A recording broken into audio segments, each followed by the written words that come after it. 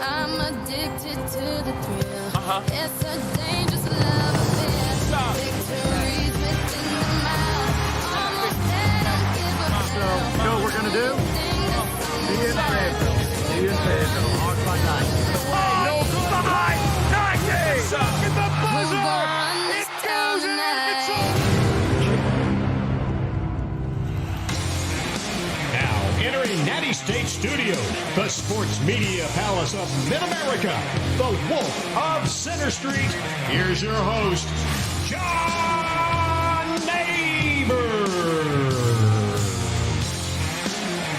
And welcome into the John Neighbor Show, normally live from the Natty State Sports Studios, but today we are here at Tin Roof on Dixon Street, which we are always excited to be able to come here each and every Thursday in the month of May. So this is just the first one. So, guys, how we feeling? I know you guys got beers already from Tin Roof, so Another hopefully field you're trip. feeling good. The vibes are high. Yeah. This field trip, we didn't get to travel quite as far, but right down the road, Yeah. right. This, we're this on. works. This is basically our stomping ground, or your stomping grounds for sure. That's right. That's right. I remember this was one place before the other place before, but now it's the best place of Tin Roof. This is the best location on Dixon and West. So, Yeah. I mean, this you could not have a better setup. But, yeah, We've all had good times here, and it's cool to be back here in this context. Yeah. Oh, yeah, man. That's right. Shout out to Leighton Robinson. She brings the house down every time she plays here. I was going to ask you which is the artist that you always enjoy seeing the most, and I think it's I'll tell you what, dude. She played Watermelon Moonshine by Lainey Wilson one time, and I melted in the floor. like so good. What'd they do with you when you melted in the floor, though? They left me there because I wanted to see the rest of the set. Oh, that was nice. One of them time, to do. one time we went to Tin Roof, and the next day, Scotty said something. What you texted something? You were like, "I left my something at Tin Roof. I left my soul at Tin Roof last night." Scotty comes to Tin Roof and gets introspective. No, bro. you it's you crazy. two, you two were talking about something serious, and I was like, I apologize. I know what we were talking about. Don't finish the sentence. I apologize. I apologize to you guys if I left the conversation because the music was so good. Yeah, you were vibing that night. I remember. But no, it was cool. Yeah. Well, listen, it's somebody already wants to know what y'all are drinking. So the finest of If you've got water. the time, we've got the beer, Miller beer. That's what we're sipping on. I hope Johnny and Young that answered your question effectively. They know the jingle. Curtis and Scotty didn't know the jingle when I first. I didn't know the I jingle. still don't know the jingle. I've never heard that jingle. Y'all didn't. So it was a commercial. The Miller High Life commercials. Oh. I just remember other ones, but That's not that crazy, one. I don't remember the jingle. I'm sorry. I But, just like the ponies. yeah. Well, listen, we're going to have a lot of things to discuss here on the show, not only because basketball-related stuff, but also with Tin Roof stuff. So come on out and see us. They're open, folks, by the way. We're up here on the balcony.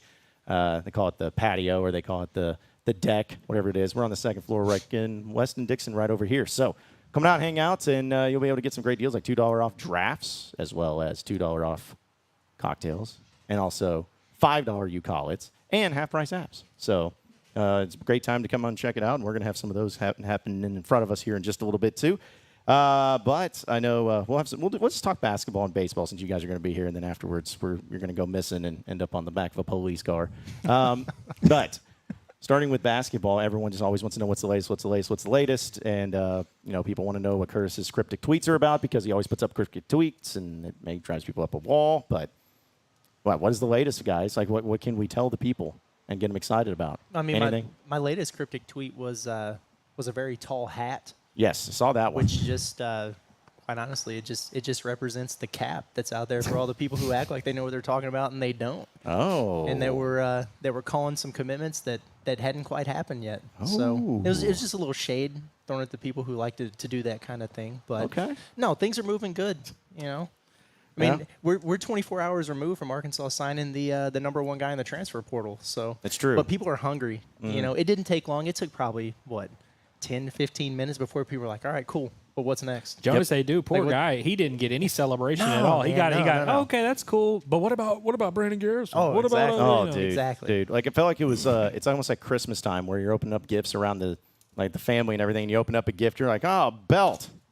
What's next? And it's like you just throw it over there. You're just like, all right, no, what's my next gift over here? It's like that's what it feels like. It's just like, okay, cool. All right, what's next? Give me something else. Yeah, you got socks for Christmas. Yeah. What's next? Yeah, even though the socks are you need them. They're very important, but people don't want them. They want the fun stuff. They want it to keep going. And obviously, John L. Davis like that guy, hearing the stories about him and the type of impact player that he can be, he's one that I think everybody needs to be excited about, which I also learned Nelly is what he goes by. Nelly. People kept trying to throw me off with that and just saying, like, oh, no, it's this guy named Nelly D. It's like, I don't know who that is. And then, anyways, I probably said Nelly too much on the pod at the Palace the other night and threw people off, but Well, John like L. if you're having a conversation about John L. Davis, Nelly D's fine because it's like okay, I can kind of put it together. I'm gonna be But honest people with you. would- I'm probably not gonna call him Nelly D. I'm not people calling would, Nelly D people would either, like no. just say, "Do the Hogs have a chance with Nelly?" And you're like, John L. Davis is just not what immediately comes to your brain. So No. it just No, I wouldn't think so. But now that's 6, right? Total scholarship players officially committed. about half a team. So 3 transfers, 3 high school guys. Yep. Still not any good.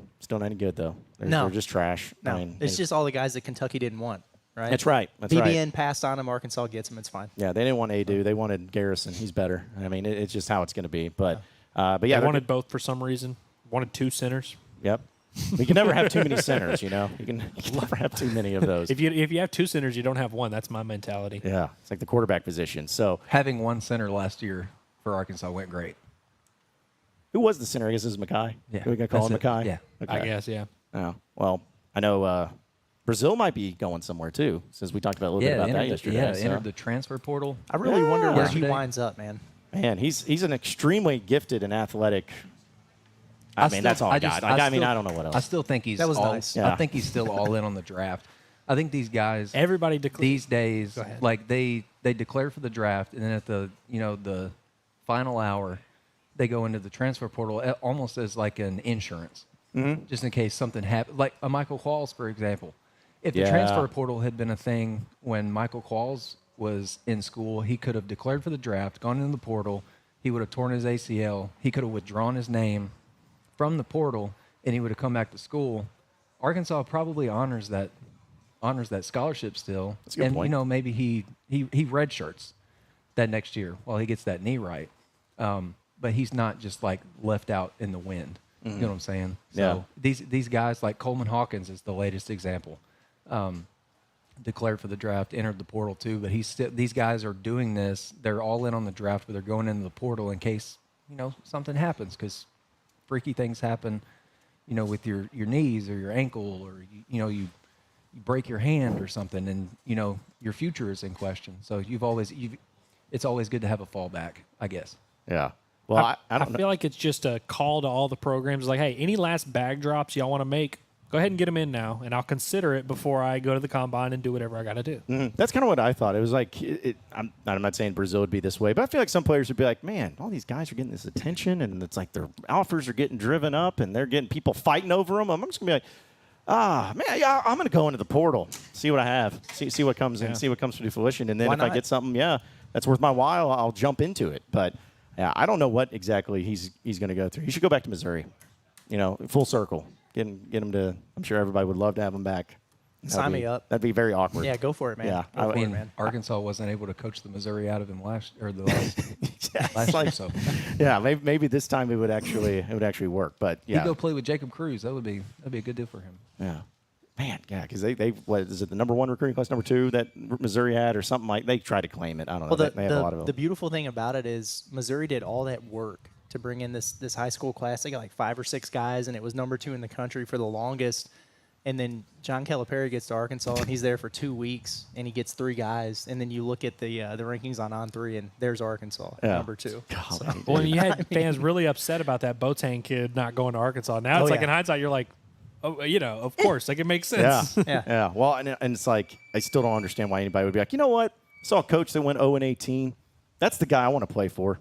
You know, he's got his ducks in a row. He's going to get me to the next level. I still don't understand that at all. But No, it's wild. But another one is Caleb Battle, which I guess now, because today's when the portal officially closed, right? Is Yeah, it today? Yeah. shut down. Shut Yep. down. So what's his Which is deal? also why you had so many people randomly deciding to make that announcement. Yeah, like the at the midnight Yeah, hour. literally kinda, like the yeah. last thing is like, oh, yeah, I'm sure it's just a coincidence. Yeah. Caleb Battle's situation is really interesting. He's visiting Gonzaga, which I don't know. Like that just wouldn't have been on the list of schools I thought he would I wouldn't maybe think go so. to. But that'd be really interesting. And then Scotty we were talking about it earlier. Villanova a school in the mix there. And he's a guy from the Northeast. Philly boy. He's Yeah. he looks like a Can like you a Villanova can you guard. I could see can that. you imagine a more Villanova guard than Caleb Battle? No, that's a great Be a like great connection. fit. It might Yeah. like the only more Villanova guard that you could think of is TJ Bamba, It's like, No doubt. yeah. Oregon. by you know, the way, or so. Justin Moore, not the Not the guy singer, from yeah. not the guy from Poland, but Man. Justin Moore, the guy that we watched in the Bahamas last year. Like KB is a Villanova guard. Yeah. Villanova guards are cooking in the NBA playoffs these Yeah. days. Getting, That they are. It's a getting cool buckets. thing to be. Yeah. Somebody was trying to tell me that Caleb Battle is connected with, was it Duke? I was like, no, that's not No, true. he's not connected. That's not true at all. That's a lie. That's what I that guess. is. What that is right there is somebody saw a tweet tease, and that's a masterclass Yep. in tweet teasing. Yep, that's what that 100% what it was. Yeah, that is actual clickbait. That's a masterclass. So also with like somebody's asking about blocker now. It's like I think that's like not that it matters because those guys are no longer on the Razorback basketball team. Been but I quiet think, with him. But I think people are kind of interested. Like, okay, all these players went into the portal. Mark ended up at a place, obviously with Texas, and but then now you got the ones that everyone was thinking was like the best players on the team last year. Brazil is what his situation. Caleb Battle's still nowhere. Blocker, guy that everyone was saying at Arkansas, hey, you should have played this guy more. He was amazing, and he hadn't found a spot. So I mean, who would have thought Bay Fall would find a home Yeah. before Blocker and Caleb Oh man, Battle? the night that he committed to Kansas State, you would have thought they got Hunter Dickinson. Oh, yeah, dude. it's crazy. Dude, because I got what's that funny? One of the guys here at Tin Roof is a Kansas State fan, and he was bringing up he's like, "Hey man, yeah, we got one of your players over here. There's a guy named Bay Falls." Like, oh yeah, he was great. What was his stat line? He was a Did he player, also brag right? about Jerome Tang telling Arkansas to shove it? Yeah, he should have. And I also brought up Desi Sills to him as well. Ah, so, You're the welcome. Well, that was a good Bay game. Bay That's a too. good You're game. welcome for Bay Bay. Yeah, Kansas State connection, man, with Arkansas But players. they're in the mix. It's a They're in the mix for pipeline. Yeah, he for Caleb visited Battle, there, too. right? Are Yeah. they really? So He's Battle, visited there and what TCU, big Gonzaga. purple. So he likes the purple teams. Villanova. Yeah, Good. it suits him well. Yeah, he fits If purple. KB goes to Villanova, I'll have to break out my Villanova sweatshirt again. Why do you have one? I love Villanova basketball, man. Oh, I Is love that- the way those guards pivot when they What- drive the lane. They pivot. was that something recently, or Big was that like footwork guy. Oh, was that always that way? Was that like Mikal Bridges days? Oh yeah, Mikal Bridges is my guy. I'll take you behind the curtain a little bit. Me and Curtis were in the Bahamas last November, and Villanova was down there. There's not a team that we enjoyed watching more Yeah. because they just punked you. If you were a punkable player on the court, they were going to get the ball to the guy who was could take it at a punkable player. Yeah. Also, one of the last nights that we were there, I went into the restroom at the Atlantis Resort, Okay. and I sniped a Kyle Neptune Battle for Atlantis koozie off of somebody's beer in the bathroom. I think I remember you telling me that story, and you still because you're a big koozie guy as it is, but that one's special. I'm collecting that Koozie one. collector, that one was, Scotty. Villanova had been to that tournament 3 times and won it every year. Oh man. Yeah. And then they had on one side of it was Kyle Neptune, and then they had him. It was what was it, King of the Seas? Yeah, the King Since Neptune Neptune thing. is King of the Seas. So, pretty clever. Yeah, I'll give it him was. that. Yeah, it was nice. Let's see, a few people in the chat already. I mean, they're yelling at all The of Case y'all. and Pryor Yeah, well, yeah. What gang are is chances of Case and Pryor? Case and Pryor. Case and Pryor. What are the Case and what? Pryor. What are the chances? Yeah, it's just like what are chances? Case and Pryor. I mean, yeah, there's a chance. Yeah, there you go. Tell me Sure. there's a chance. But no, I mean, if you look at Arkansas's roster right now, it's coming together. Yeah. It looks good, but they've still got some holes to fill. And I think the biggest one, at least in my opinion, is probably a starting 4. And so there's a ton of options right there for that. I mean, my personal favorite is probably Norshad Omier, he was at Arkansas State for 2 years. He's been at Miami for 2 years. He's got Final Four experience. If you play 4 years of college basketball and you average a double-double all 4 years, it's not bad. You're pretty good. Like, you don't suck. And so people thought naturally that he was going to go play for Rick Pitino as soon as he hit the portal, and apparently that's not the case. Arkansas is in the mix, and you got the money to pay him. So I would go get a guy like that. But I think Kason Pryor, to answer the question, might be a better fit. Yeah. It's a name that a lot of people might not be familiar with, but I mean he's a 6'10" stretch forward from South Florida who, I mean, he's got a lot of Grant Nelson to his game, where he can shoot the 3 a little bit, he can put it on the floor, he defends, block shots, he can switch and guard. So yeah, I mean I think that'd be a great fit. There's been some rumblings out there that maybe Cal was on the PJ going to visit him. I don't know. Like, he was just in the same area where Case and Pryor was, so maybe it happened, maybe it didn't. But Yeah, Case and Pryor's a Chicago kid. Yeah. right. And now he has Jen Coleman on staff, who's a Chicago guy. He's the one that's got like the cool look to him, right? Like it's Yeah. kind of cool. Like Yeah, maybe he's like got- a Chris Birdman Anderson Yes, little vibe to him. That's exactly Yeah, right. yeah. But probably has a little bit more of an offensive game to him. But if I had Hopefully to- he's a better shooter than Hopefully Birdman. he's better than Birdman. if I was handicapping that particular position, like Case and Pryor would be up there on the list of guys I think they got a realistic shot at. So yeah, Okay. I think there's definitely a chance there. See, I would just love to have him just because he looks cool. So Where's the Thiero gang at? I don't see him in the chat. Oh yeah, Don't see we him. haven't even talked about him yet. Yeah, dude, Yeah. Thiero's been on campus the last couple of days for a visit. It's over now. He didn't pop on his visit, which just Man. it feels weird for Cal to have a guy on campus that hasn't popped. But that doesn't mean it's not going to happen because I mean, think about Boogie Flam Boogie for did example. it, yeah. Yeah, that's he true. left. His Yeah. flight landed at LaGuardia in New York, and then he put out the commitment graphic. You got to there. have dinner with one last dinner with the Yeah. fam. Everyone make their last case, and Yeah. then He's got to ask his Right. mom first. he's got to mull before his he- offers. Yeah. He's got to do what you Yeah, got to if do. he's worth his salt, got- you got to have the You got to do what gotta have Cal the did. approval of Go on the mom. walk. Go on the walk and imagine yourself a hog. Go on the walk Yeah. and then imagine yourself. Yeah, picture yourself as a Razorback. And now you're a Pit Panther. Think about that too. Think about that. Yeah. Well, because he was here for 2 days, you said, right, or a couple days? Yep, was here yesterday, left today. Okay. Do we know of where he went? Did he go get great breakfast at a C4? nightclub or anything? No? Dinner at C4. Well, if Dinner he, at if C4, he okay. did, he didn't drop the pin from there. He did not drop the like pin. Harrison did. So. Yeah. I mean, listen, I hear they got great breakfast. And, Would you, if you were at C4 at 8:00 in the morning and somebody brought you an omelet, would you eat it? I'd probably poke it first. Okay, yeah. And then after, if it passed the poking test, then maybe. But I don't know. Depending on how I had the night before. Yeah. It depends on what happened the night before. So, but that's still that's going to be one of the most iconic, greatest visit stories of all time for any player. It's like. By the way, that's the fantastic. reason Brandon Garrison didn't commit to Arkansas is because he didn't like what he saw at C4. And then Didn't, Can't believe that. a local media member innocently screenshotting the Instagram post and putting it out there and saying, "Yeah, Brandon Garrison really knows how to eat." Yeah, that's crazy. That's tough, man. Said he had a mouthful, man. That's crazy. That's tough. Man. Oh, man, that's everybody has a couple screw up here and there. It's like can't all be well versed in what goes on here in the downtown Dixon Street Club area and everything. So What do we think about a couple different portal entries yesterday? You got Okoronkwo Yep. from Samford, and then there was Vin Allen Lubin, our Yeah. guy, Vin Allen Lubin from Vandy. But he had a do not contact. He had a do not contact, but there are some connections there, right? With Vanderbilt, I mean, Cal's son was on the staff at, yeah, he at was Vanderbilt the last player year. development guy there. Yeah, so old Brad.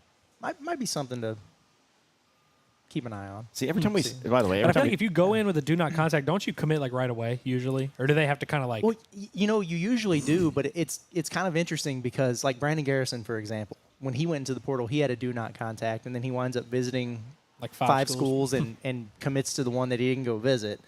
And there's been North Shadow Mirror has a do not contact, and so everybody assumed right away, like, well, we know Rick Pitino's tampering, he's going to St. John's, nobody can contact him. Well, then all of a sudden, Arkansas is in the mix, and Louisville's in the mix, and all these other schools. So it's almost like a request. Like, hey, please don't flood my phone with calls, but you just do it anyway. Or you get in touch with their agent or however it works nowadays. Maybe but- just put the DNC tag on there if you got phone shyness. Yeah. Yeah. By the way, we should never bring up anything that could be borderline inappropriate because the chat just becomes such a dumpster fire after the it's amount of tough. comments that just it's like y'all need to go to church on Sunday. Let's see. This comes from Counts. He's saying he's like cursing Scotty opinion on Matt and Ryan Bewley.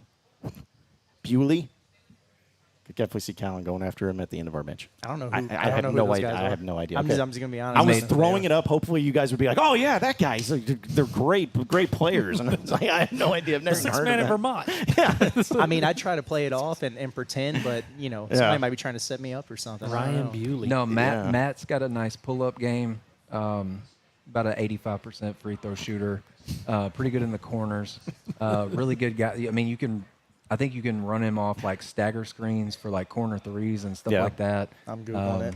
Good Yeah, work. yeah, nice guy to have as like a backup too. By the way, Thomas says we need to hire the FAU kid to Natty State. I thought he was talking about John L. Davis at first, but now I know. He's talking about. For those of you who are wondering, apparently, I got to interview a very good analyst and expert analysis of. He's got a bright future in the industry. We'll Yep. just say that, He and was a long future in the industry on because he is. my Locked On podcast because it was a 12-year-old kid. Oh. Sorry. Is that a good O or an O like I know Eureka? who- I discovered something. Okay. No. Okay. Chicago State kid. Oh, I know that is now. I got him confused for the other one. Uncle Luke says that Curtis looks full redneck with the curved bill and the stash. I'm digging it. Yeah. Curtis That's does have a that's little the bit move of now. a hard-nosed, blue-collar vibe to him today that I like. Yep. Yep. He's putting in the work. He's putting Embracing in the work. it. It's the momentum stash, as Scotty says. And also, Nick says that Andrew and Curtis, let's chug a beer at the end of the podcast. All right.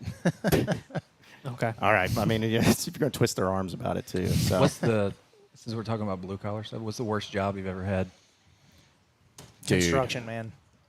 I worked at the Buckle. Really? Yeah, it was like one of my first jobs. And then I got fired. Like in the mall? Or- Yeah, and because apparently when I walked in there, as unkept as I was as a high school kid, they were like, you know what, that guy knows fashion. He can sell jeans. So let's hire him as a salesperson. And that was a disaster beyond belief. I didn't know how to fold clothes. They got mad at me. They yelled at me. And, that was pretty bad. You got fired from the Buckle, huh? I got fired from the Buckle. My dad's first job was at McDonald's, and he got fired for putting too much lettuce on the Big Macs. I mean, that'll get That's you every time. crazy. Yeah, I mean, Yeah, that's they sent him on his way. that is unacceptable in the workplace to be doing that. Worked at a sawmill for a couple summers. Jimmy John's was my least favorite job. Were you Y'all know delivery the, or were you making the sandwich? I was delivery, but Okay. Jimmy John's only delivers to a 5-minute radius. Yeah. So it's Oh, like man. it's like a very small area. It's basically any business that's in the same That's why they're suite. freaky fast. Exactly. Yeah. But you know the sign that's like on top of the car or whatever? There's like a thing attached to it, and I had it in my car, and I don't know what happened, but it just got too loose, and while I was driving down the highway, it just, bop, bop, bop. The whole sign was just smacking up against the side of my RAV4. It was crazy, bro. It was crazy. I quit the next week. I was like, man, this sucks. Yeah, well, I felt bad because like you guys were over here like construction and sawmill. Yeah, no, I didn't do no. Oh, And then yeah. I'm over. Like I was like at the Buckle. Like that's like the worst job. That it's like not even cool to say. Well, in fairness, if you grow up in McCrory or that's Sparkman, true. it's like Yeah. there's not that many retail places you can go Listen, work I at, worked so about it's- everywhere in Sparkman that you could work except Sparky's, which is the gas station. Yeah. I worked at the high school doing summer maintenance, and then there's 3 sawmills in town. One of my buddies' family owns one of them. A girl I used to date, his family owns another one, and then my old stepdad his family owned the other one. I worked at one of them, and I pulled lumber from 6 to 3:30 for 2 summers. Yeah, You It had that sucked. wood. It sucked. Yeah. Well, I don't know. My dad was like, hey, if you turn 16, you have to get a job, and I don't care where it's at. And Yeah. so That was pretty much the deal. yeah, I had to do that, and they were like, "Hey, this portly fellow with a American Eagle shirt that's 2 sizes too big for him because he can't figure out where his Portly gut fellow. starts." He said Yeah, portly. yeah.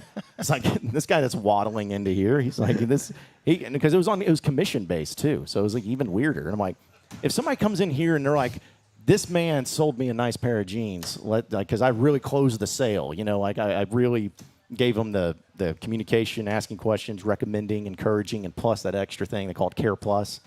Yeah, it's like I didn't know, but except for that, it was a terrible job, and I had no business working there, but they believed in me for some reason.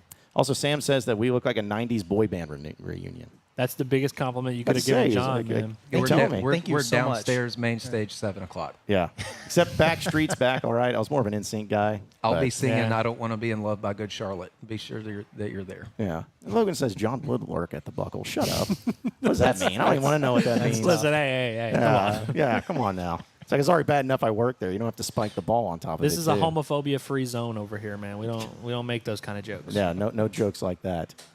Also, hey, Tori Burks Sr. says, really appreciate you guys watching in North Little Rock. Shout out to North Little There you Rock. go. That Yeah. Okay, Slim says husky, John. Thank you. Whatever. I like that better than portly. I gotta be honest. John. Yeah, but I was trying to because trying to put it in a way to if you just say someone's fat, like that can do you anywhere. But if you give like a really specific adjective to it, you can be like, oh yeah. I mean, I didn't even have to know you, and I know exactly what you look like. If you know someone gets called a portly person, you're like, yep. It's like burly. It's like it's kind of like a Jack Black shaped person, like a long time ago, who's probably got some wheels on them, kind of fast, but their gut's just always there in the way. Like that, yeah, that's what I would say. It goes like portly, husky, big bone. Yeah, because I didn't like being called fat when I was a kid, but if you called me husky, that was okay. That made me feel better. Or portly. Does the chat know that you used to actually be fat? They should. The amount of times that I post that picture up and I'm like, hey, listen, ladies. John's like a Mason Jones of Arkansas media. Hey, We've got a former fat ass and a future fat ass on the show today. Hey, listen, Ethan Strauss has always said, Ethan Strauss covers the NBA and NBA media as well as anyone. He has always said fat equals potential. There we go. Perfect. All right, kids, you heard it here. Go out there and just eat all the Doritos and chug Mountain Dew. That's what I did. Biggest bane of my existence. So we've got a few minutes before we take a break. I know we've been talking basketball, Andrew. I know you want to talk. We got some baseball. Hey, listen, they went pretty good in the midweeks this year. It was a snooze fest this midweek, though. This was a snooze fest, dude. Yeah. But 15-0 midweeks. First time since 2005. It doesn't mean anything, but, what are you going to do? Yeah, they won the games that they were supposed to win, I guess. And now they got Kentucky coming up this weekend, which is the one we circled and said, hey, this is going to be one of the biggest series of the year. That's what we've all been counting down. That's why I said I titled the show today, the Arkansas-Kentucky Showdown. Is finally here. Everybody's been talking Arkansas-Kentucky. That's right. We get to settle it on the field now, on the diamond. Dude, 100% they're going to have Mark Pope throw a first pitch, right? Because it's Arkansas. No, that's embarrassing. They would know that would be a bad decision. Oh, well, I don't know. They've been trying to justify all their bad decisions. I don't think Kentucky fans know really. I don't think there's going to be much of a reaction. If they win the series, then some of them might catch wind of it and be like, oh, yeah, Arkansas fans, we should chirp them. But I don't think there's a ton of Big Blue Nation that's circled this series and is like, oh yeah, can't wait to get to our stadium and watch that one. Yeah. It's crazy. You can't throw a better first pitch than Cal did. No, he did. It was you can't. It had some two-seam run on it, right in there. Mark Pope's going to have to go to the T-ball distance and hum that thing in there. Just get it in the zone maybe more. Maybe just insert into the pitching machine and let it do it. That's part of why you can't do it is because you can't throw one better than Cal. So it's you might as well he's going to have to try now. And then if he doesn't do well, it's you tried and you still, it's just going to be bad. But Mark Pope's such a grinder. He'd probably throw and catch the first pitch. He's been throwing. He's been ever since he saw that video. He's been out with his son, just darting it up. Yeah. Well, I mean, they may have a couple of takes too, and then they just choose whichever pitch they're like, yeah, that's the best pitch. It's better than any other pitch. So because that's the way they do it. But now, listen, it's going to be fun to see how baseball because Molina's back, right? Melina's back, which I found out midstream today. I saw that today. Well, because DVH straight up said yesterday, he was like, yeah, we'll go TBA on Sunday. We're going to kind of wait it out and see how he is. And then once Andrew went live, he's like, I'm going to go right now. I'm going to say They put out a graphic that was like, Melina's throwing Sunday. I was like, all right, cool. I guess he's throwing Sunday. But, it seemed like it was trending that direction. I mean, he said yesterday, Molina would probably tell you himself that he plans on pitching Sunday. It was just a matter of they get that ankle right, and seems like a week off is all it needed. It's all we needed. So it's going to be fun. That first game's at 5:30 tomorrow.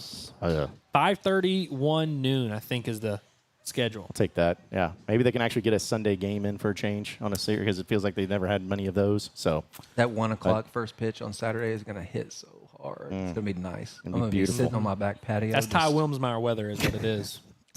And yes, they also have a turf on the pitching mound. I know that. They have turf everywhere. It's outfield turf, pitching mound. Yeah, it's a lot. It's a lot. So, all right. Well, guys, we appreciate you joining us. I know you got a lot of drinking to do here at Tin Roof. That's crazy. And it's gonna be fun. So come on out here, folks. We're open, we're live, and got some great deals for again $2 off drafts as well as $5 you call it's and half price apps. While we're here, come hang out with the gang, and I'm sure we'll be really nice to you and. You can come up to us, even say hi. And I'm a mean-spirited person, John. Yeah. Well, just don't do the stuff that sometimes people have done where it's just you don't say anything in person and then later you tweet about seeing somebody. That's the weirdest thing ever. It's like taking a picture of somebody, being like, oh, I see him over there in the wild. Man, don't do that because then it's I just feel so I got to watch you from killing me and stabbing me in the back. So don't do that. Just come out and hang out and be nice and cool and chill because we are. So either way, we're going to talk more about Tin Roof here just a little bit. We'll take a commercial break and come back with more of the John Neighbors Show live from the Tin Roof here on Dixon Street. So stay with us. We not done yet either. So don't be satisfied because we not done. Hey John, Bob Holt, Arkansas Democrats. I had a two-parter if that's okay. You mentioned Arkansas. Eric, Why do you always talk about Arkansas? But go ahead. well, why do you always talk about Kentucky? You missed it. You missed it. You missed it. Just tell me you missed it. I'm not going to go there with you, Dave. Why not? And that will be the last question I answer with that hat on.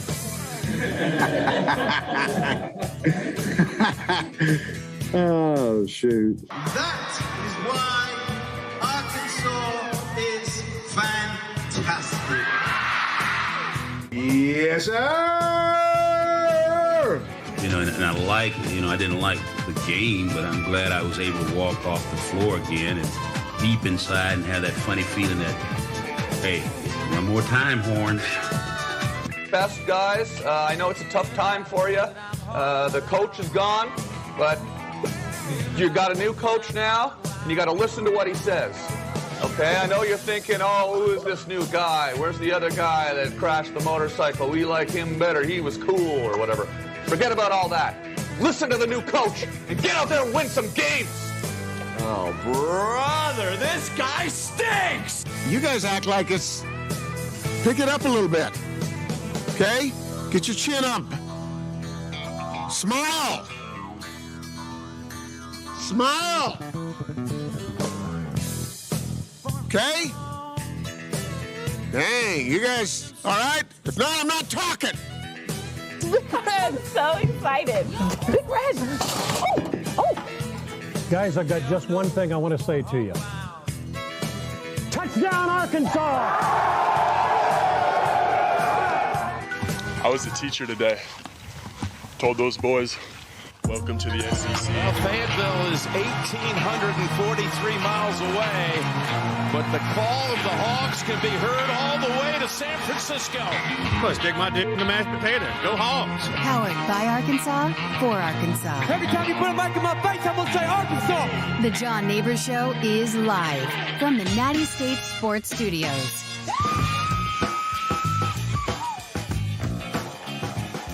All right, welcome back into the John Neighbors Show here live from Tin Roof in Fayetteville. As we're having a great time. Going to be coming out here every Thursday for the month of May, and we're joined by Mallory of Tin Roof. What's up, Mallory? How's it going? I'm excited you guys are here. We're excited to be here. We appreciate you having us out here because it's a great spot, as we've talked about many times.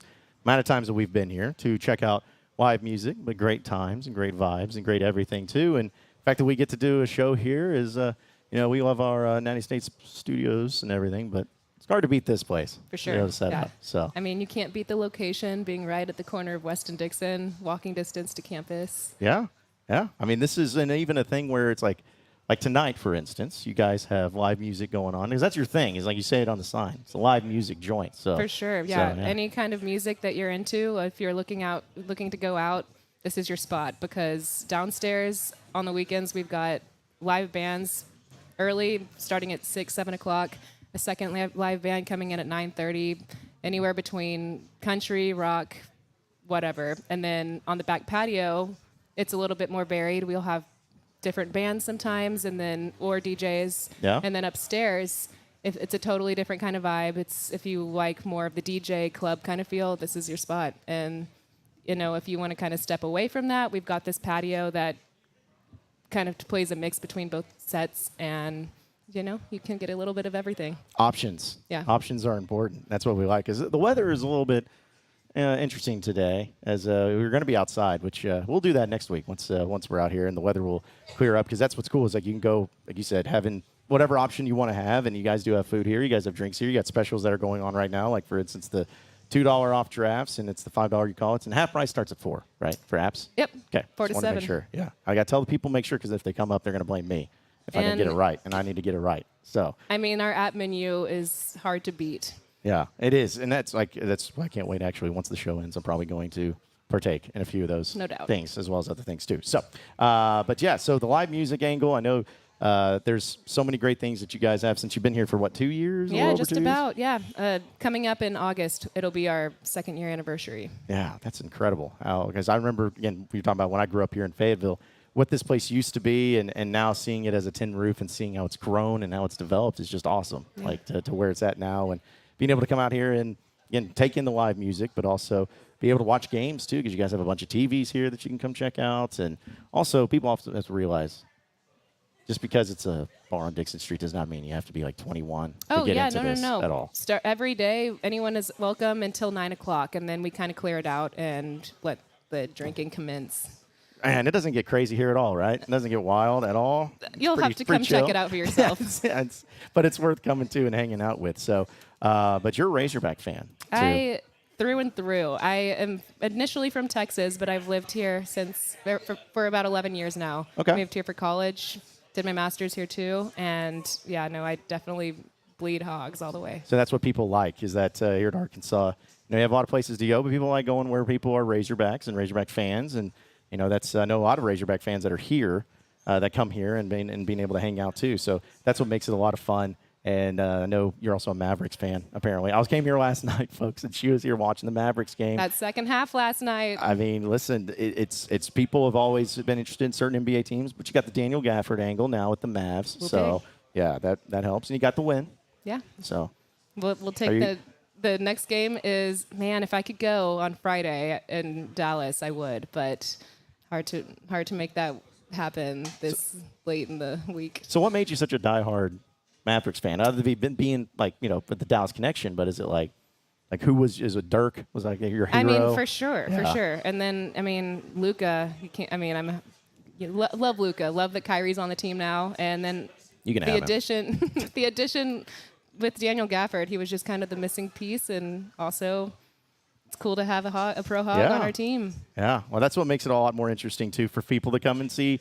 If NBA, we don't have an NBA team, we don't have any professional teams, but if there's a Razorback connection there, that makes it good too. So, but we love being here out at Tin Roof, and again, you can't get a better location. And I know that there's people that like coming to the downtown area and checking out the scenes and the vibes and everything. But this is a place, for instance, like the Razorback baseball team is going to be on the road this weekend. Come hang out here and watch all the games. For sure. Chill. You may even see me here. That would be just the cherry on top. Yeah, I bet everybody's like, oh yeah, in that case. Yeah, but we appreciate you having us out here, and we look forward to having it here the rest of the month of May. I know, I'm excited. Yeah, let's do it. Oh, also, I can't believe I'd be remiss. So apparently, rumor has it there's a drink. Oh, that's based on a Natty State. Natty, the Who's Your Natty? You're gonna want to come try this out. It's Tito's watermelon Red Bull with a couple other flavors mixed in. I mean, if that doesn't just really good. Sum us up right there, Tito's with I guess I have to have this. So product placement. Is this like? Can you explain this? This was just handed to me. I mean, a distributor gave it to us, and we thought about cutting it off and using it as a tip jar, but the glass is a little bit risky there. But was there but there was actually vodka in this though, right? I don't believe there was. But that's disappointing. I know. Well, so what's in it? Is it just water now? Oh, I was about to taste test, but I don't know if that'd be the smartest thing now, looking at it. But yeah, when he handed it to us, I was like, because Tito's is one of our sponsors of United States, so I'm like, oh, well, perfect. Yeah, y'all have a bigger bottle than I do, though. This is bigger? Can you believe that? We'll see what we can. I'll see if I can get you another one. And Thank you. Yeah, because that's what we need is more Tito's in and out. So, but yeah, appreciate it though. Yeah, so come on out here. What are y'all's hours? Because I know you're open late too. We are open late. Yeah, so we're closed on Mondays, but Tuesday through Friday we open at 4:00, and then Saturday and Sunday we open at 11. Okay. And excellent. I will throw this out too. Like, it's been a hit lately. On Saturdays and Sundays, we're selling $8 bottles of champagne. And okay. If you want to start your weekend with the little bubbles, this is the place to do it. How many do you guys pop them yourselves, or do you let other people pop the bottles? If you want to pop the bottle, I will look the other way and let you pop the bottle. Okay. I don't know if you have to be watching out for flying corks coming around here if that's the case. So, but see, that's cool. And that's what's cool that you guys do is you're always coming up with new innovative things and fun little deals to come and accommodate everybody. So it's going to be awesome. So, but we appreciate it, Mallory. Yeah. Thanks for joining us. Thank you. We're going to have another break. When we come back, we'll have more of the John Neighbors shows. We are live from Tin Roof here on Dixon Street in Fayetteville. So stay with us. We not done yet either. So don't be satisfied because we not done. Hey John, Bob Holt, Arkansas Democrats. I added two-parter if that's okay. You mentioned Arkansas. Eric. Why do you always talk about Arkansas? But go ahead. Well, why do you always talk about Kentucky? missed it. Okay, you missed it. You missed it, Jake. Just tell me you missed it. I'm not going to go there with you, Jake. Why not? And that will be the last question I answer with that hat on.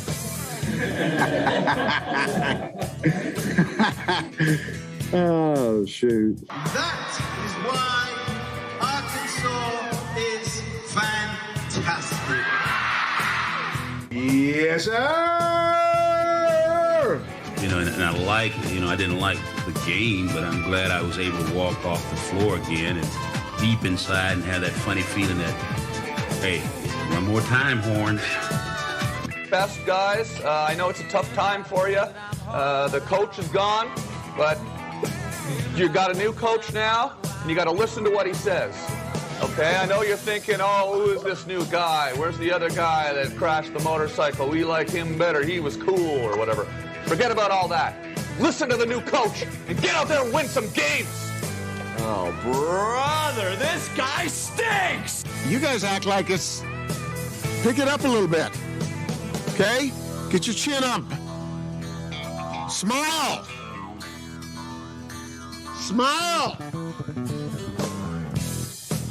Okay? Dang, you guys, all right? If not, I'm not talking. Big Red, so excited. Big Red. Oh. Guys, I've got just one thing I want to say to you. Touchdown, Arkansas! I was a teacher today. Told those boys, welcome to the SEC. Well, Fayetteville is 1,843 miles away, but the call of the Hogs can be heard all the way to San Francisco.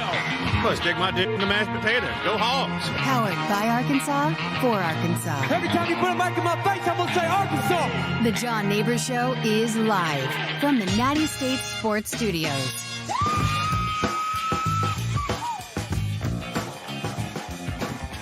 All right, welcome back into the John Neighbors Show here live from the Tin Roof on Dixon Street in West. And you can't actually miss this place, folks. If you're driving on Dixon or on West, it's the best spot there is. So come on out and see us.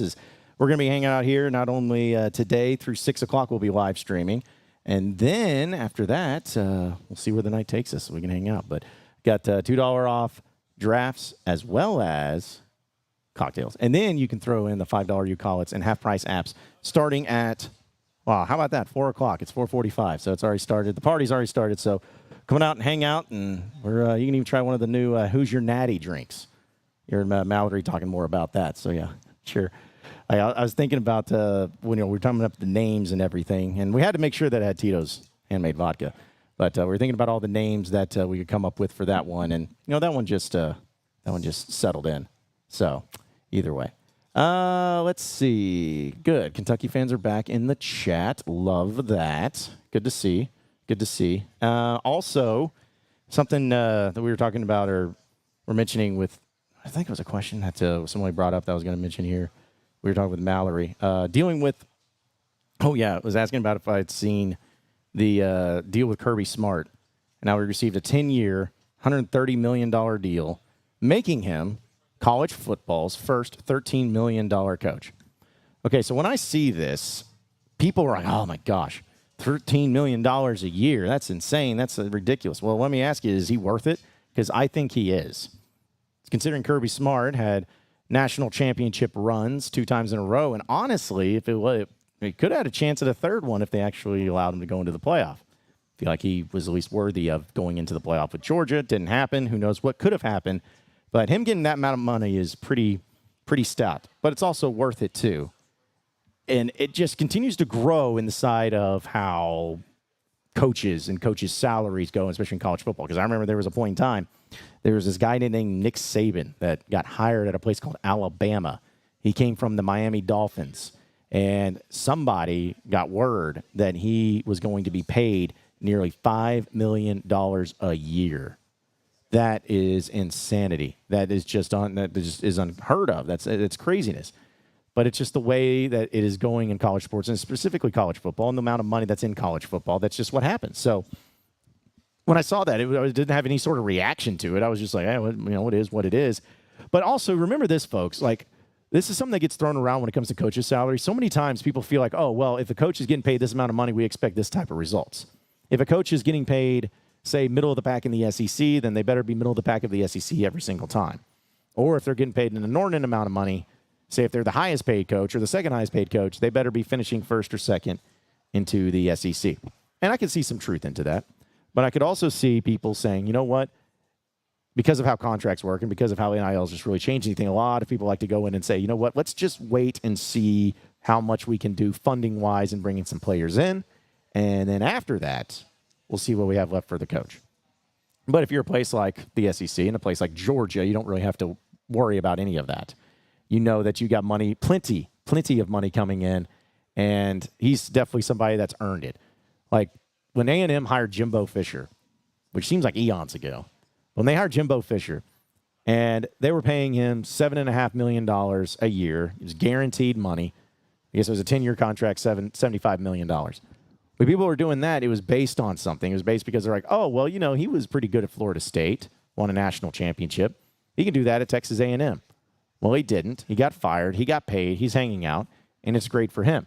But somebody like Kirby Smart, you know, being at Georgia and knowing the type of school it is to being able to bring in the big-time recruits, to be able to bring in, you know, the type of money and the type of eyeballs being in there in the state of Georgia, the biggest and most major program in college football in the state of Georgia, which has some of the best recruits and recruiting that you could ever have, it can only make sense.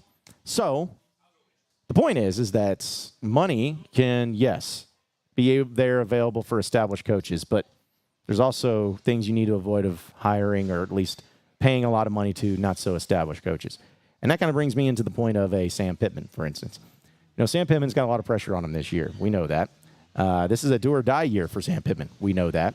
I think most Razorback fans, and when I say most, I'm going to say most Razorback fans are probably okay or happy or excited that the potential's there with Bobby Petrino now as the offensive coordinator, and knowing that Taylor Green is the quarterback. They like what we saw in the spring game. They like where it's developed.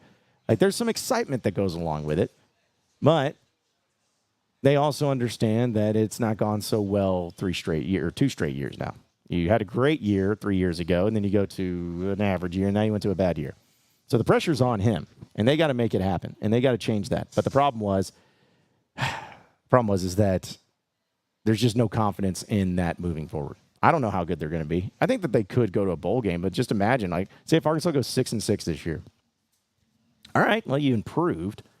But is heading over to Memphis for the Liberty Bowl really going to just bring out the woodwork of excitement, saying, sign this man to an extension? I would hope not. You know, maybe if he goes 7-5 and they find a way over to the Music City Bowl in Nashville, we can play around with it a little bit. Shoot, they go 8-4, make a trip back down to Tampa or Orlando, go to the Mouse House.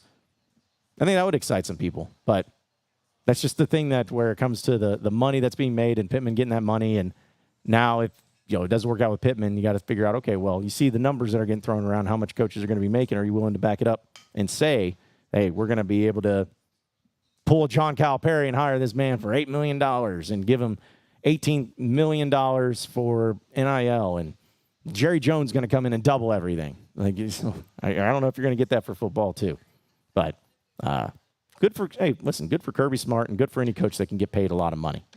But I don't think you're going to have to worry about Sam Pittman being in that realm just yet. It could happen, but just yet. Also, everyone's saying the Chicken Man. Yeah, that's the Chicken Man. Heartbreaking Hog says, "Hey John, take a shot of that Tito's." Absolutely not. Like this is the thing that if you were like stranded on a deserted island and you put a message in here, you could have like a novella in this thing, man. You can like get saved if that's the case. Taking a shot of that would literally be like a deck chair being blown off the Titanic. Makes it lighter, but it doesn't make a difference. Also, Aiden says, "Get an old fashioned." Tell your mom to get an old fashioned. I'm not drinking an old fashioned. That's like. Let's see. And then Heartbroken Hog says, at 6-6, Sam Pittman has to win the bowl game to keep his job to have an above 500 this season. It's true. The math does check out. And Dan says, Jimbo wipes away his tears with $100 bills. The one person that I am never going to be feeling sorry for is Jimbo Fisher. Like, imagine that you got fired and you got $75 million. What a gig. $100 wonder what he's doing now. He may be going the Ed Orgeron route and just hanging out in 30A, running up and down the strip, trying to start some fights, something like that. Also, Counts, what is this? Who's winning one-on-one, Caitlin Clark or Cade Arbogast? Great question. Can we do a poll? Do we need to be a poll out from everybody over there, like in the audience over here at Tin Roof? So, okay, we got to vote for Caitlin Clark over Cade Arbogast. I think, I don't know. Depends on what rules we're doing, you know? Like, it depends. Are we doing make it, take it rules? Is that what we're talking about here? We having some, calling your own fouls. Is that the case? Not too sure. But thank you, Counts, for that. Jeez. I think that. You Can't Handle Truth says Pitman is open, BP saves his job. And maybe he does. Maybe he does. But I still don't think Sam Pitman is, regardless, my opinion, only my opinion. I think no matter what, I just don't think he's going to be the coach after this season. Just saying. I think he retires. I think he goes down to Hot Springs, calls it a year. Especially if he has a good year. If he has a good year, he's going out at least trending in the right direction. Calls it an end. And you know what? Barry Odom comes in, head coach. Bobby Vitrino, OC. Yeah, that'll work. Michael Schur comes back. You could do that. So, yeah, we can make that happen. I'd be fine with that. Just something I'm throwing out there. Because then I'm sure if I end up being right, you all are going to let me know that I was right. As I'm doing the show here on May 2nd on a Thursday at Tin Roof and on Dixon Street. You all definitely let me know I was right. And see, like already, Robert's like, hey, who do you think the next coach is going to be if Sam Pittman gets fired? Just told you. Aiden says Sam Pittman's going to be whip the boat going 70 on Hamilton. He better not. That's dangerous. I think Sam Pittman, I'm not one to speak to him, and this is not an insult at all. I think Sam Pittman's more the guy that likes to look at the boat than actually like get out in the boat and drive it around all the time. You know, like sit on his deck with his feet up with a whole cold beer and just look at it. That's the vibe that I get. That's the vibe I get. But who knows? Maybe he'll get out there. I don't know if I could see him on the water skis. I don't know if that's his vibe either. Jeez. People keep wanting to know more about the recruiting and everything for basketball. Hey, when something pops, it pops, and we'll be on top of it. When it pops, it pops. Aiden Watson says Muschamp sounds like a Pokemon. What did this have to do with anything? I don't even know where that's coming from.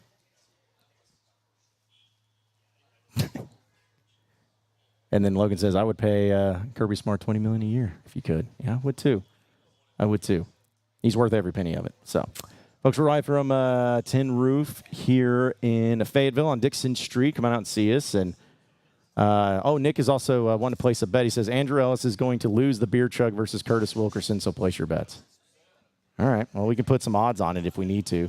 You know, if you're thinking that he's going to lose, we put Curtis at minus 150. Is that what we're going to want to do there? Yeah. Nick says that Curtis is going to beat Andrew Ellis in a beer chug. So place your bets. He's wanting to know the odds. Yeah, maybe minus 650. What a bet! That'll put your money down on that. Andrew will be plus 1,500. That's the case. Yeah, do something like that. That would be fun. Well, here's the thing: if it actually happens, we'll be sure to put it on the stream so you guys can all see it for yourselves, and you guys can place bets in the chat. Do that. Bet with each other. Do that. All right, we're going to take a break. When we come back, we'll have more to talk about from here from Tin Roof. We'll get to hear from some of you in your chats. I know it's been crazy, but we'll keep telling you about all the great things that they have going on here. So come out and see us again and be out here until 6 o'clock this afternoon. That we're going to be actually doing the live stream, but the party will continue on here at Tin Roof on Dixon Street. So stay with us. More of the John Neighbor Show coming up next. We not done yet either. So don't be satisfied because we not done. Hey, John, Bob Holt, Arkansas Democrats. I added two-parter if that's okay. You mentioned Arkansas. Eric. Why do you always talk about Arkansas? But go ahead. Well, why do you always talk about Kentucky? You missed it. You missed it. You missed it. Just tell me you missed it. I'm not going to go there with you, Dave. Why not? And that will be the last question I answer with that hat on.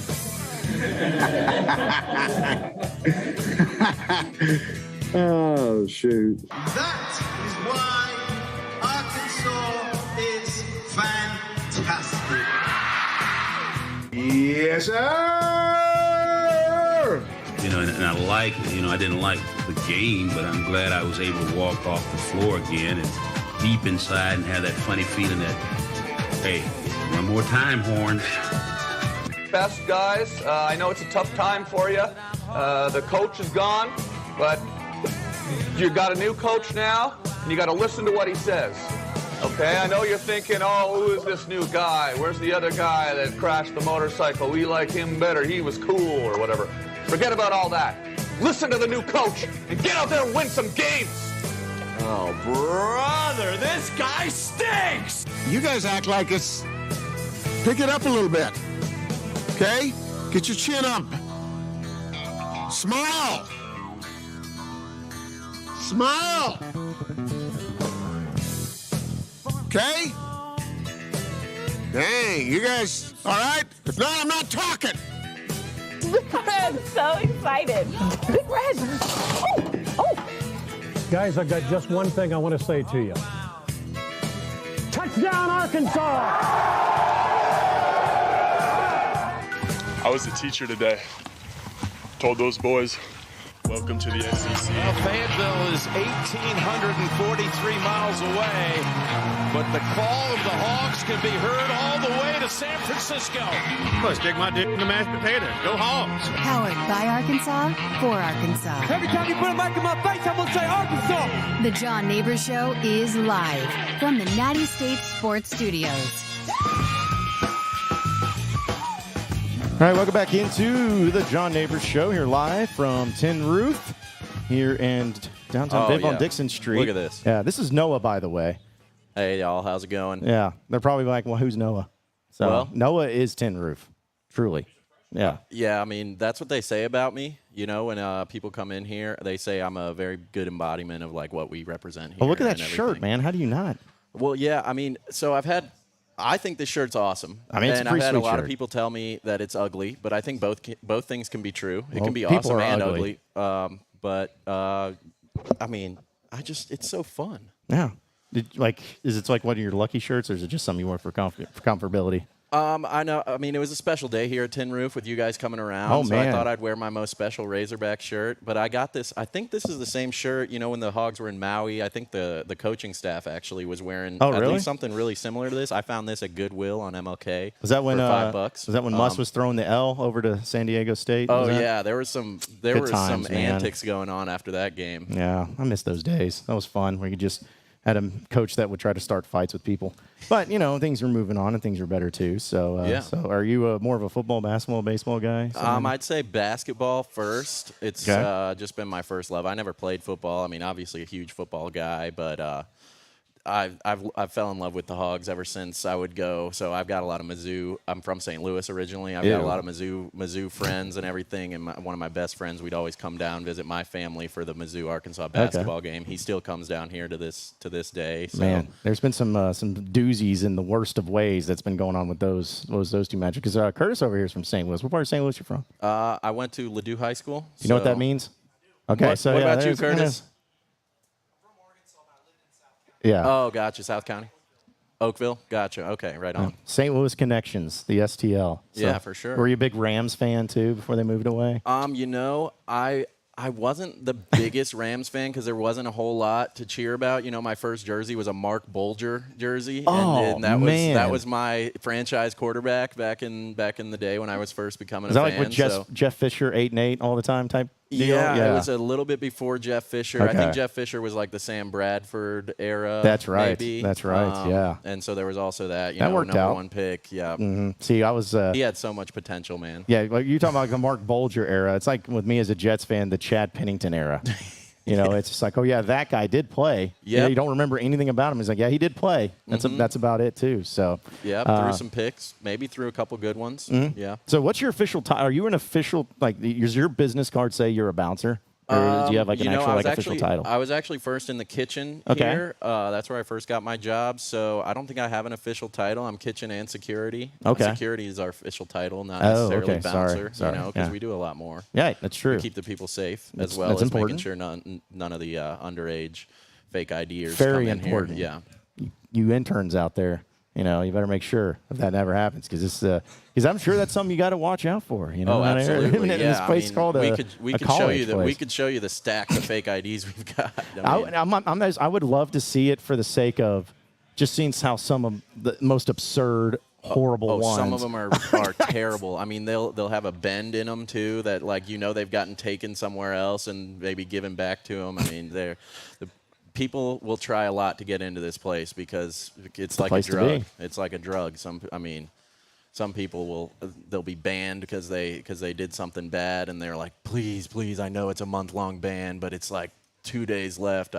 I want to come back in. We're like, dude, just serve your ban, and then you can come back. Okay? Serve your sentence. You don't have like a buy-in, like you could like post bail or something like that. If they paid a certain amount. I think that's above my pay grade. I'd say that'd be a way to get some money in. I think. Maybe absolutely. we can start putting that together. So, but yeah, okay. So your security there, and you're having to take care and make sure the riffraff doesn't come around too. Yeah, so. People tend to get somewhat inebriated, and that can lead to some bad decisions. And so we've got to, but we want to keep everybody safe to be first of all. Yeah, that's the most important thing. It's the most important thing. So how long have you been working here? Since last April.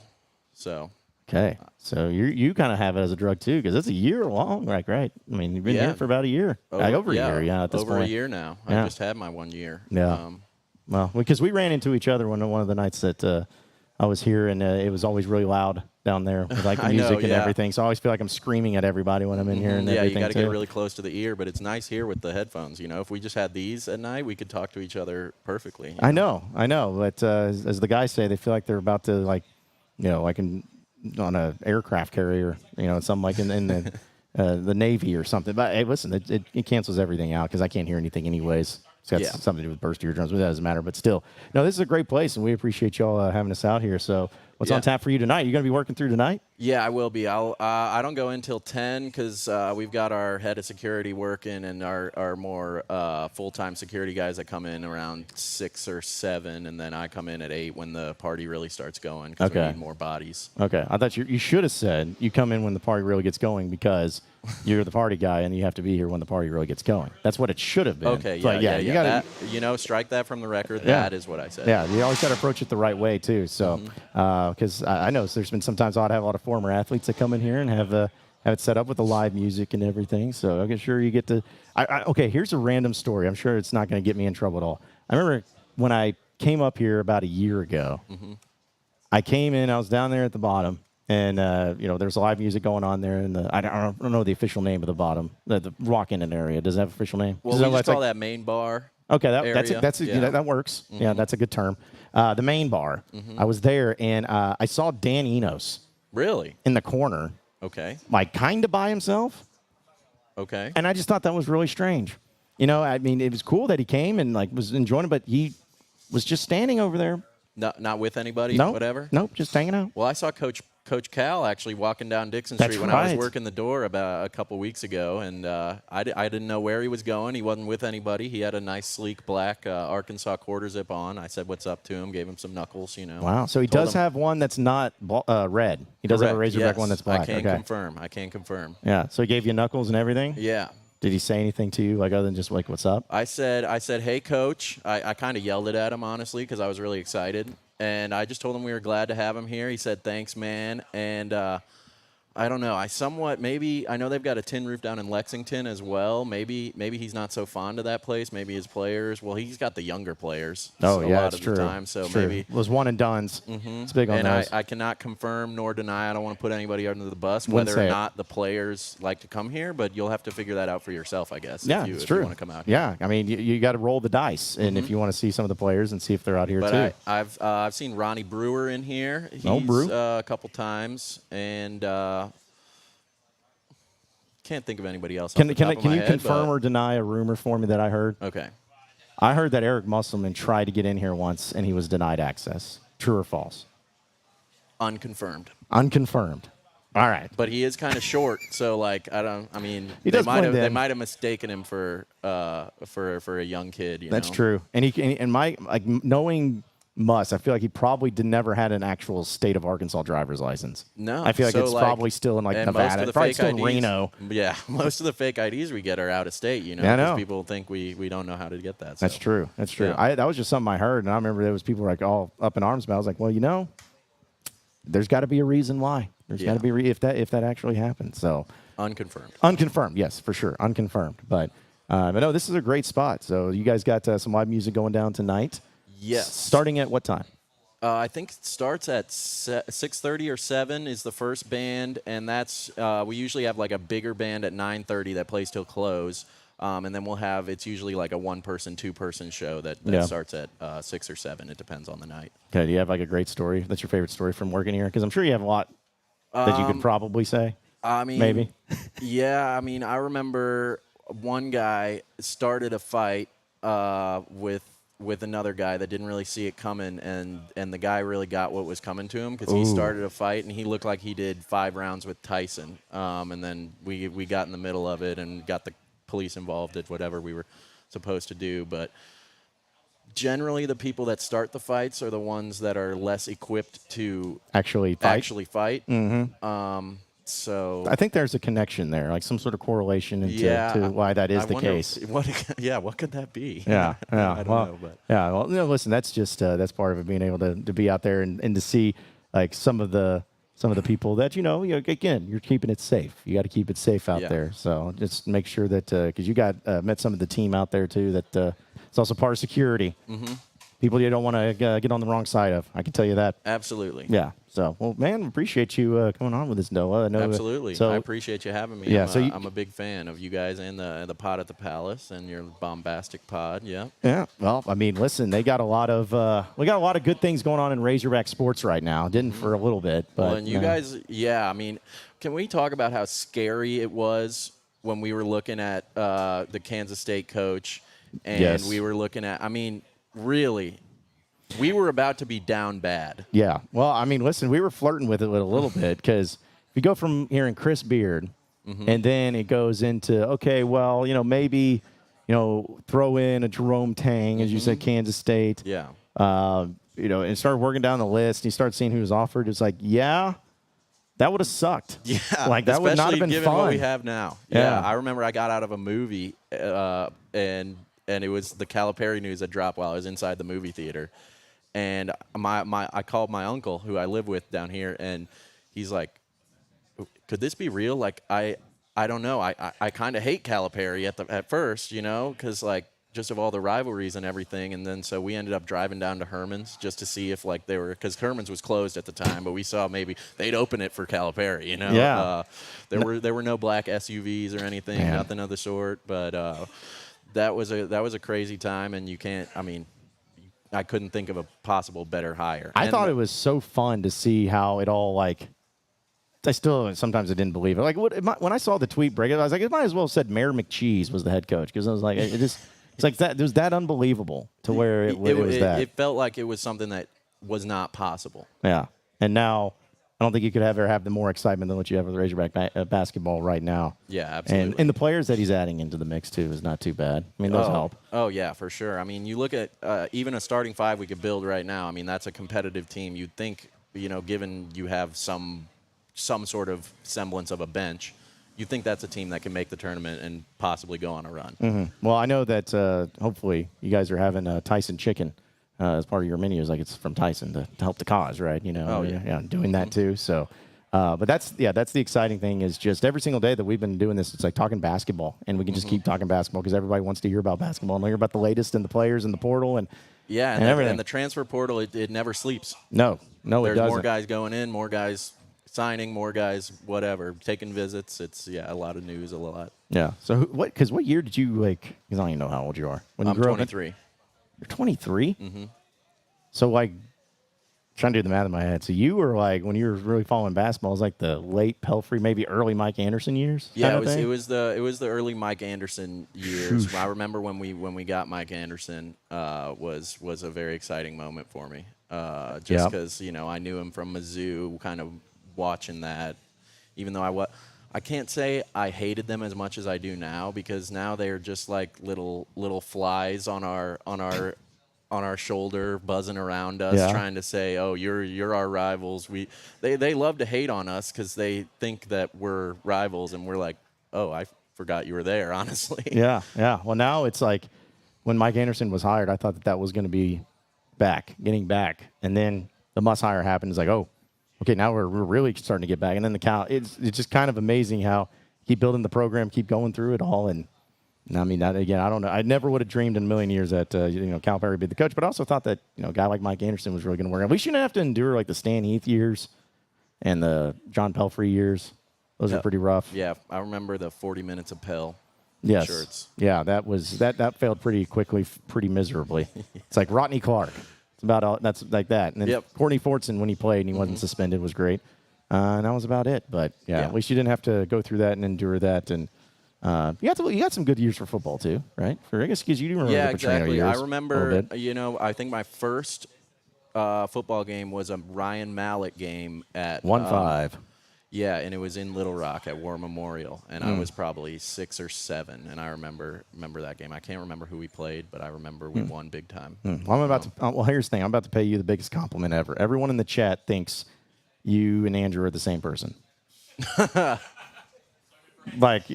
they are. People are in the chat. I'll take that. I'll take that all day long. Because we got counts that says interesting how Andrew and Noah have never been in front of the camera at the same time.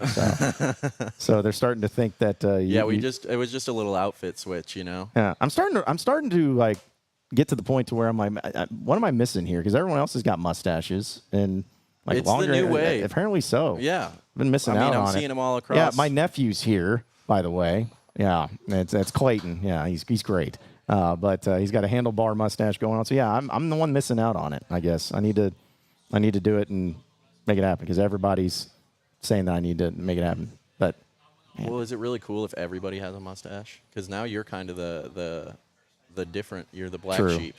It's true. The reason is because I'm just lazy. I don't like to shave. I get that. I worked at Enterprise Rent-A-Car and I had to shave every day, and it sucked. And it was like, this was miserable. And I've always wanted to grow. So ever since then, I'm like, I did not want to ever have to do it. Like I never wanted to have to grow it out. But I don't know. Maybe I'll take out the mustache. Do it that way.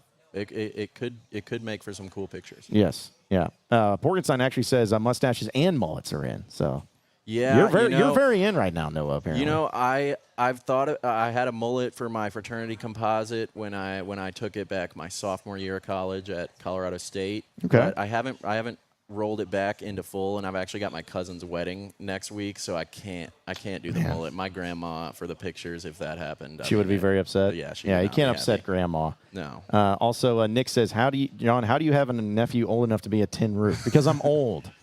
That's how it is. I was 14 when he was born. Imagine being in junior high and you're the only kid with a nephew. How weird that would be. It's like everybody was asking questions. It's like, is your mom your sister? It's like, no. It's just like. Just how it is, man. So that's how. Thank you for enticing that and then wanting me to answer that question. And everyone's wanting me to put down the Tito's bottle. I'm not putting it down. No. This is awesome. Again, I was almost feel powerful in this thing too because they said it was going to make it into a tip jar, but decided just to make it into. Yeah, it just wouldn't feel the same. When you got the top, you got the Austin, Texas logo. It does look really clean on there too. Yeah, it looks good. Everybody's saying that it's like a mixture instead of a Magnum PI, it's Magnum AE for Andrew Ellis. So okay, yeah, people are loving that, and everybody's. Bot Mag says, when are Rat Tails coming back? I don't think those are going to make a comeback anytime soon. Hopefully not.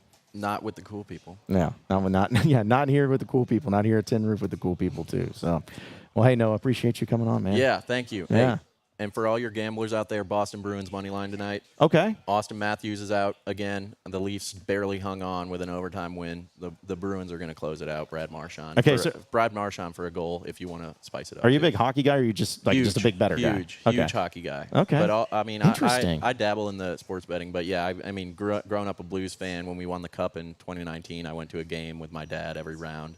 It was really cool. Doesn't it make it tough when it's like you're in Arkansas and hockey's just not as big of a thing? Like, can you not enjoy it as much? There is something special about going to see hockey live. Like, if you've never been to an NHL game, especially an NHL playoff game, like, I recommend it so much. It'll make you fall in love with hockey. And it is harder a little bit. And the Blues, you know, if we were in the Eastern Conference, we would have made the playoffs, actually, with our point total. But the West was a little bit better, and the Capitals snuck into the playoffs in the East and got swept. No, maybe they won a game. But, yeah, they didn't have a chance against the Rangers. And maybe we could have made some noise. Oh, well, before we let you get out of here, too, Andrew, can we borrow you real quick? Because everyone in the chat's wanting you two to stand next to each other. Here on the just video. so, like, they know. you can sit. We'll sit down because that way it's on camera. But, yeah, so there it is. There's the Andrew. clones, yep. Yeah, no, we just got out of the machine. You know, we've got have a machine in the back. Experimental technology. Yeah, you can just put on a headset. That way people go can hear for it. you. Here, there's a chair right there. Hold on, I just had to say a quick thing. Okay. Okay, yeah. I just need the mic. There, yeah, that's it. Branson was like coming to me and he was like, "Hey, your Louisiana brother is here," and I was like, "What?" I didn't know what he was talking about, and then I looked over and he was like, "Oh yeah, I thought y'all kind of looked alike," and I was like, "Eh." Yep. And then now apparently everybody in the chat, everyone's saying you guys are brothers. Now I feel bad. Yeah. Apparently he was right. No. But well, I guess so. You know, you're a good-looking fella. So are you. Pleasure. So are you. Yeah. We got that established. Now everything's done. So everyone's saying brothers. They're all brothers. It's like, and then Christy says it's CGI, just like the fake moon landing. Man. Like I said, well, we gets weird here. So, anyways, no, appreciate it, man. Thanks for coming thanks on. a lot, man. Yeah, appreciate it. Tin Roof. I've enjoyed it. Yeah, we're so excited about this partnership. Yeah, man, it's gonna be awesome. It's gonna be awesome. It's just beginning. It's gonna get even better from this. So we'll take a break and come back with more of the John Neighbors Show, folks. So stay with us here live from Tin Roof on Dixon Street. We not done yet either. So don't be satisfied because we not done. Hey John, Bob Holt, Arkansas Democrats. I added two-parter if that's okay. You mentioned Arkansas. Eric. Why do you always talk about Arkansas? But go ahead. Well, why do you always talk about Kentucky? You missed it. You missed it. You missed it. Just tell me you missed it. I'm not going to go there with you today. Why not? And that will be the last question I answer with that hat on.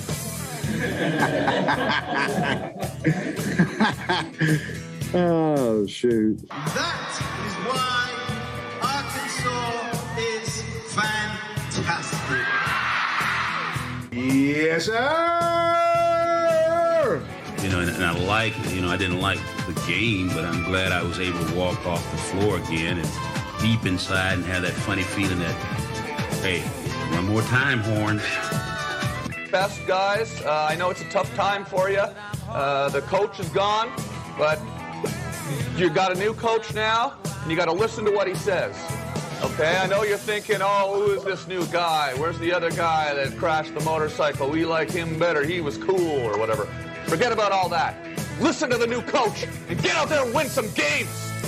Oh, brother, this guy stinks. You guys act like it's... Pick it up a little bit. Okay? Get your chin up. Smile. Smile. Okay? Dang, you guys, all right? If not, I'm not talking. Big Red, so excited. Big Red. Oh.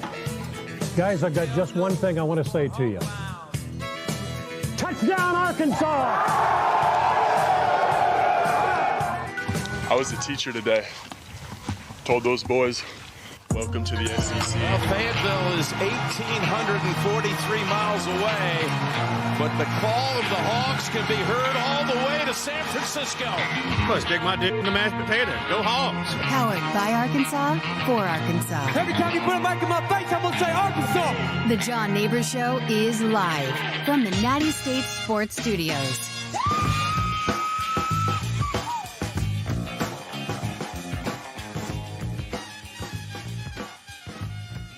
All right, welcome back into the John Neighbors Show here live from Tin Roof on Dixon Street. Getting you ready for a great Thursday to come on out and see us as we're going to be here for till 6 o'clock tonight. Well, streaming, I should say, till 6 o'clock tonight. And you get $2 off drafts as well as cocktails. And you also get $5 you-call-its and half-price apps that are going on right now. So be sure to get on top of that and come on out and hang out with us as starting to fill in. It's a pretty great time. And we're having some fun out here, too. And also try the Who's Your Natty official drink, Natty State Sports, here, exclusive. Got to do that, too. So, all right, let's see. Chats have already gotten weird.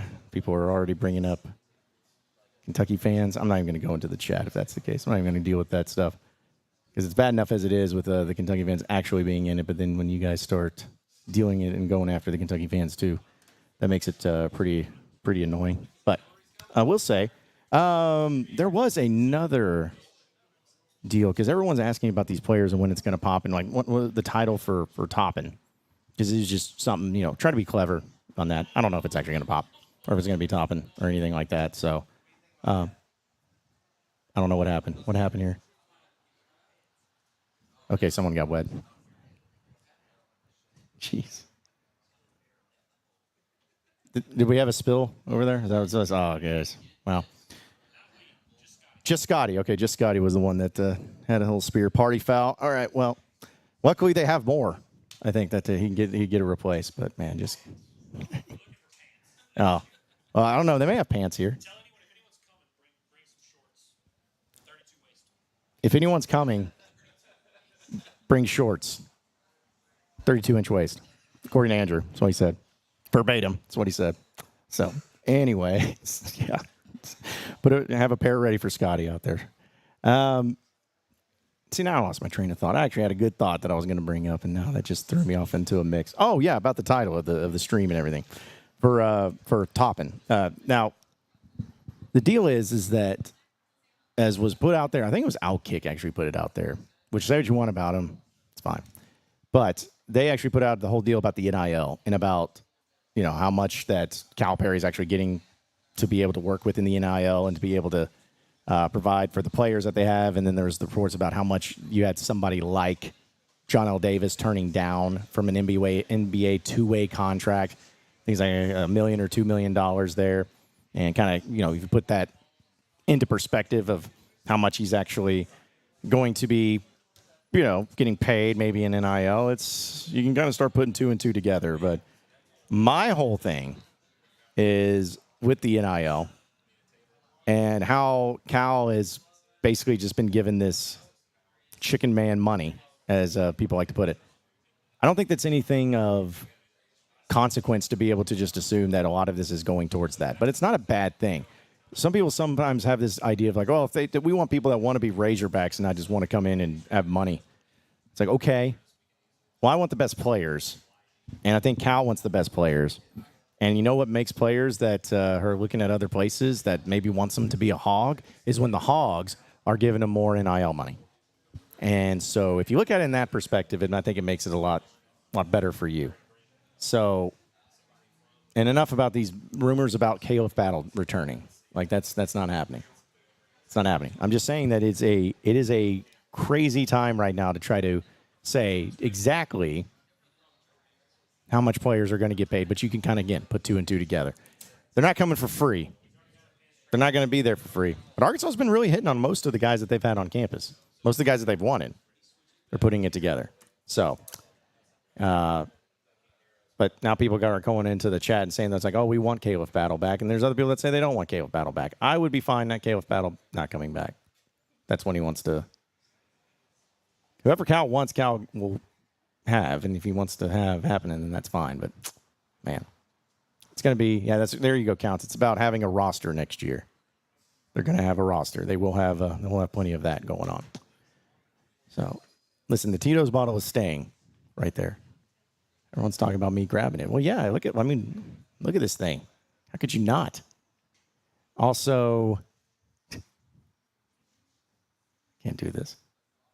And then, okay, so it's like Thor's hammer. Yeah, okay, I'm not going to do that. And then I had a chat that I was going to go to, but that's okay. Anyways, we're here at Tin Roof. Come on out and see us as we're going to be talking more about it. And, going back to the football side. Sorry. Got about 18 different things happening at once. Going back to the football side of things. So somebody was bringing up about Sam Pitman and with the Bobby Petrino angle and how that's going to look with the coaching staff, how it's going to look with recruiting, how that's going to look with NIL, and when is the NIL going to be backed up for football the same way it is for basketball. Well, the reason that I don't believe that's going to be happening, and I think we've talked about this ad nauseum, but the reason I don't believe it's going to be happening is because, say if it's $8 million, just throwing a number out there, $8 million for NIL in basketball is going to take you a lot further than $8 million is in football, just because of the players, the amount of players, and the amount of money that it's going to take into that point. But also, if you, this is not an insult, but if you are somebody like old John Tyson, the chicken man himself, and you would be willing to invest that amount of money into NIL like he reportedly has been, are you feeling better about doing that by investing it into a coach like John Calipari? Or do you feel better about investing it into Sam Pittman? Like, you don't want to have one of the best race car drivers out there and putting him in a vehicle that's not going to go very fast, because then there's no point in it. You want to be able to have coaches that are the highest level coaches, that are the greatest coaches, and then you can help and go in and provide that for them, can provide that type of money for them. So that way, they're great coaches with great recruiting that's able to get these guys, and it all comes into the mix. So I don't think it's as simple as, oh, well, you know, Sam Pittman's got it up against him right now, so therefore Sam Pittman needs to get $20 million in NIL promised to him. I don't think anyone's willing to go to that length to get that, but they may try to help him out a little bit. They may try to say, you know what, we'll give you more, but the way it's going right now, I just don't think that's the case. He's got to earn it. He's got to show it. He's got to do something with it this season. Now, say if I was completely wrong and Sam Pittman's going to be back next year, no matter what happens. Say if he's going to be back. Say if everything's good to go on his front, everyone's happy with the job he's doing and wants to give him another year, then maybe at that point in time they'll be throwing in more money for him to have some wiggle room. But it's about investing. It's about being smart with your investments. It's about being smart with the money that you put in. And if you're putting in money that you're not getting money back, then what's the point? If you're a businessman and you're putting money into something and you're not getting the results that you want, then you're not going to keep doing it. I think that was some of the problem that happened with Eric Musselman. And I think that's been some of the problems that happens in college football in general, especially from major universities. But anybody that has the idea and has the thoughts that, hey, it's simply going to be, hey, we gave Calipari this amount of money, therefore we're going to make sure that we give Sam Pittman the same type of money, is just not as easy. Tucker even says on our chat, he says, Pittman said on Feinbaum today that he hates asking people for money. He ain't cut for this era. No, and that's like the unfortunate thing about, as I've said about Sam Pittman.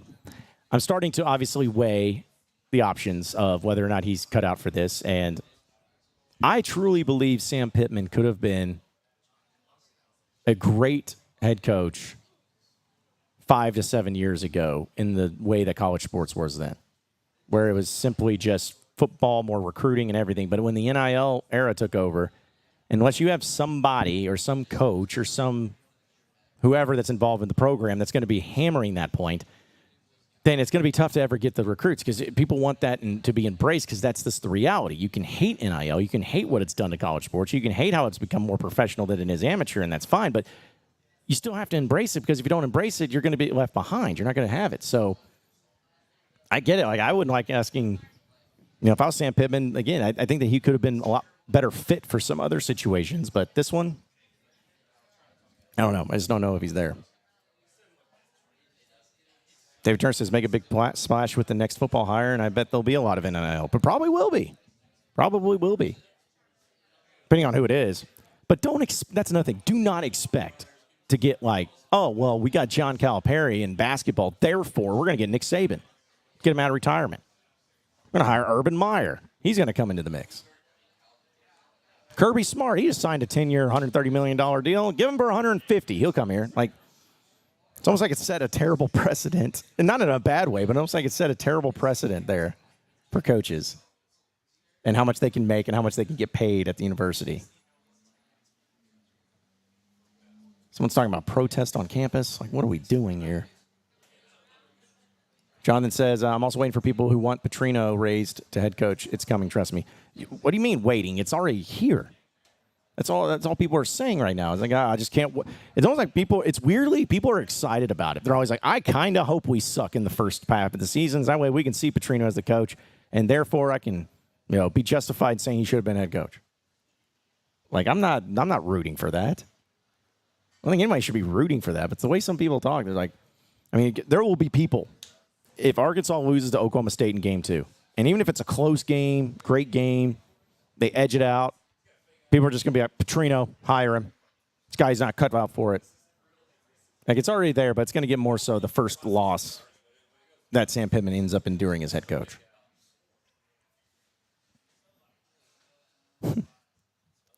Jordan says, Petrino is 2024, and 2024 is different than 2010. Let's root for Pitt and hope we win with him. Yeah, I agree. Because here's the deal, too, folks. If you think Sam Pittman's not made for the NIL era, do you think Bobby Petrino is made for the NIL era? Do you think Bobby Petrino's like, you know what, I love getting mixed up in it and dealing and negotiating with kids and recruits to get them the most money? Does that give you what the Petrino vibe? In fact, he might be worse at it than what Pittman would be. So that's why Petrino, in the way that he's set up right now, he's totally fine. He's totally fine. Being offensive coordinator, he's fine. Cliff Kingsbury, and tell us why not. You know why not. You know why not. Bobby seems more progressive. Sure. And Patrick says, Nick Saban don't seem to like this NIL stuff either. Yeah, no, exactly. That's one of the reasons why. He even said that in an article, I believe. Or maybe it was when he went in front of the Congress or whoever, saying that as soon as the season ended after they lost in the playoff, almost immediately is when everyone was coming up to him. He's like, all right, so how much money am I going to get? So, yeah, I think he was out of it, and he got tired of it too. Jeff also says, hey, the coach firing time has passed. Get behind Pitman now until the wheels actually fall off. I honestly think this year will be different. I agree. I think it will be different. It'll be much different. Much better, too, on all accounts. But, folks, we're live here at Tin Roof on Dixon Street. Come down and see us. We're going to take a break. We'll come back. We have more to talk about that, more of your chats as well. And I'm sure it'll be some really solid takes in the chat that we can also get to as well. So stay with us here on the John Neighbor Show, live from Tin Roof on Dixon Street. We not done yet either. So don't be satisfied because we not done. Hey John, Bob Holt, Arkansas Democrat. I added two-parter if that's okay. You mentioned Arkansas. Eric. Why do you always talk about Arkansas? But go ahead. Well, why do you always talk about Kentucky? You missed it. Okay, you missed it. You missed it. Just tell me you missed it. I'm not going to go there with you, Jay. Why not? And that will be the last question I answer with that hat on.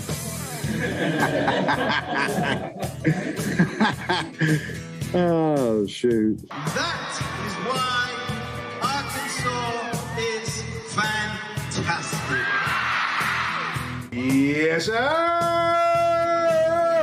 You know, and I didn't like the game, but I'm glad I was able to walk off the floor again and deep inside and have that funny feeling that, hey, one more time, Horns. Best guys, I know it's a tough time for you. The coach is gone, but you got a new coach now, and you got to listen to what he says. Okay, I know you're thinking, oh, who is this new guy? Where's the other guy that crashed the motorcycle? We like him better. He was cool or whatever. Forget about all that. Listen to the new coach and get out there and win some games. Oh, brother, this guy stinks. You guys act like it's... Pick it up a little bit. Okay? Get your chin up. Smile. Smile. Okay? Dang, you guys, all right? If not, I'm not talking. Big Red, so excited. Big Red. Oh. Guys, I've got just one thing I want to say to you. Touchdown, Arkansas!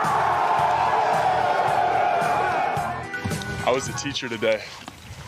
Told those boys, welcome to the SEC. Well, Fayetteville is 1,843 miles away, but the call of the Hogs can be heard all the way to San Francisco. Let's stick my dick in the mashed potatoes. Go Hogs. Powered by Arkansas, for Arkansas. Every time you put a mic in my face, I'm going to say Arkansas. The John Neighbor Show is live from the Natty State Sports Studios. All right, welcome back into the John Neighbor Show, live from Tin Roof here on Dixon Street. Having a good time. Got Sam with me here from Tin Roof. What's up, Sam? Greetings, everybody. Yeah, put the mic a little closer to your mouth. I know it's like really uncomfortable there. Yeah, as close to your mouth as possible. You can just like without touching it. There we go. No, it's all good, man. So, here's the thing. Like, what's your official title? I'm asking everybody their official titles. That way I make sure I get it right. So I'm a bartender. That's a great one. I started here as a barback, stocking everything for the bartenders, and now I just bartend. So I think that's an important role to have, though, in a bar, and people really appreciate bartenders, I would assume, because that's really the only way they can get their drinks. I mean, you can't have it without them. Yeah. Well, see, now we had Noah with a great shirt. Now, you guys, I guess I missed out on the Hawaiian Razorback shirts today. Like, you didn't get the memo? Apparently not. That and mustaches and mullets. Like, I'm just missing out on everything, apparently. I'm getting too old for this thing. But yeah, so I know you're a big Razorback fan, too. Razorback basketball fan, more so, which pretty exciting times right now. Did you get to see Cal when he was walking by? I did not. So Noah told me he just gave Cal a fist pump like 10 seconds after that happened. So I told my customers, hey, give me 1 second. I got to go check something out, trying to meet him. Of course. Didn't catch him, but, I did meet Muscleman, like, on one of the last games he played, not knowing that he wouldn't be our coach. Oh. Yeah. Right after, but. That was a crazy time when that happened, but I know I almost forgot about him now because it's just a Cal Perry's everything, and everybody's excited about that. And I wish the best for him. Of course. He's a nice guy. Apparently got a pretty solid, class coming in.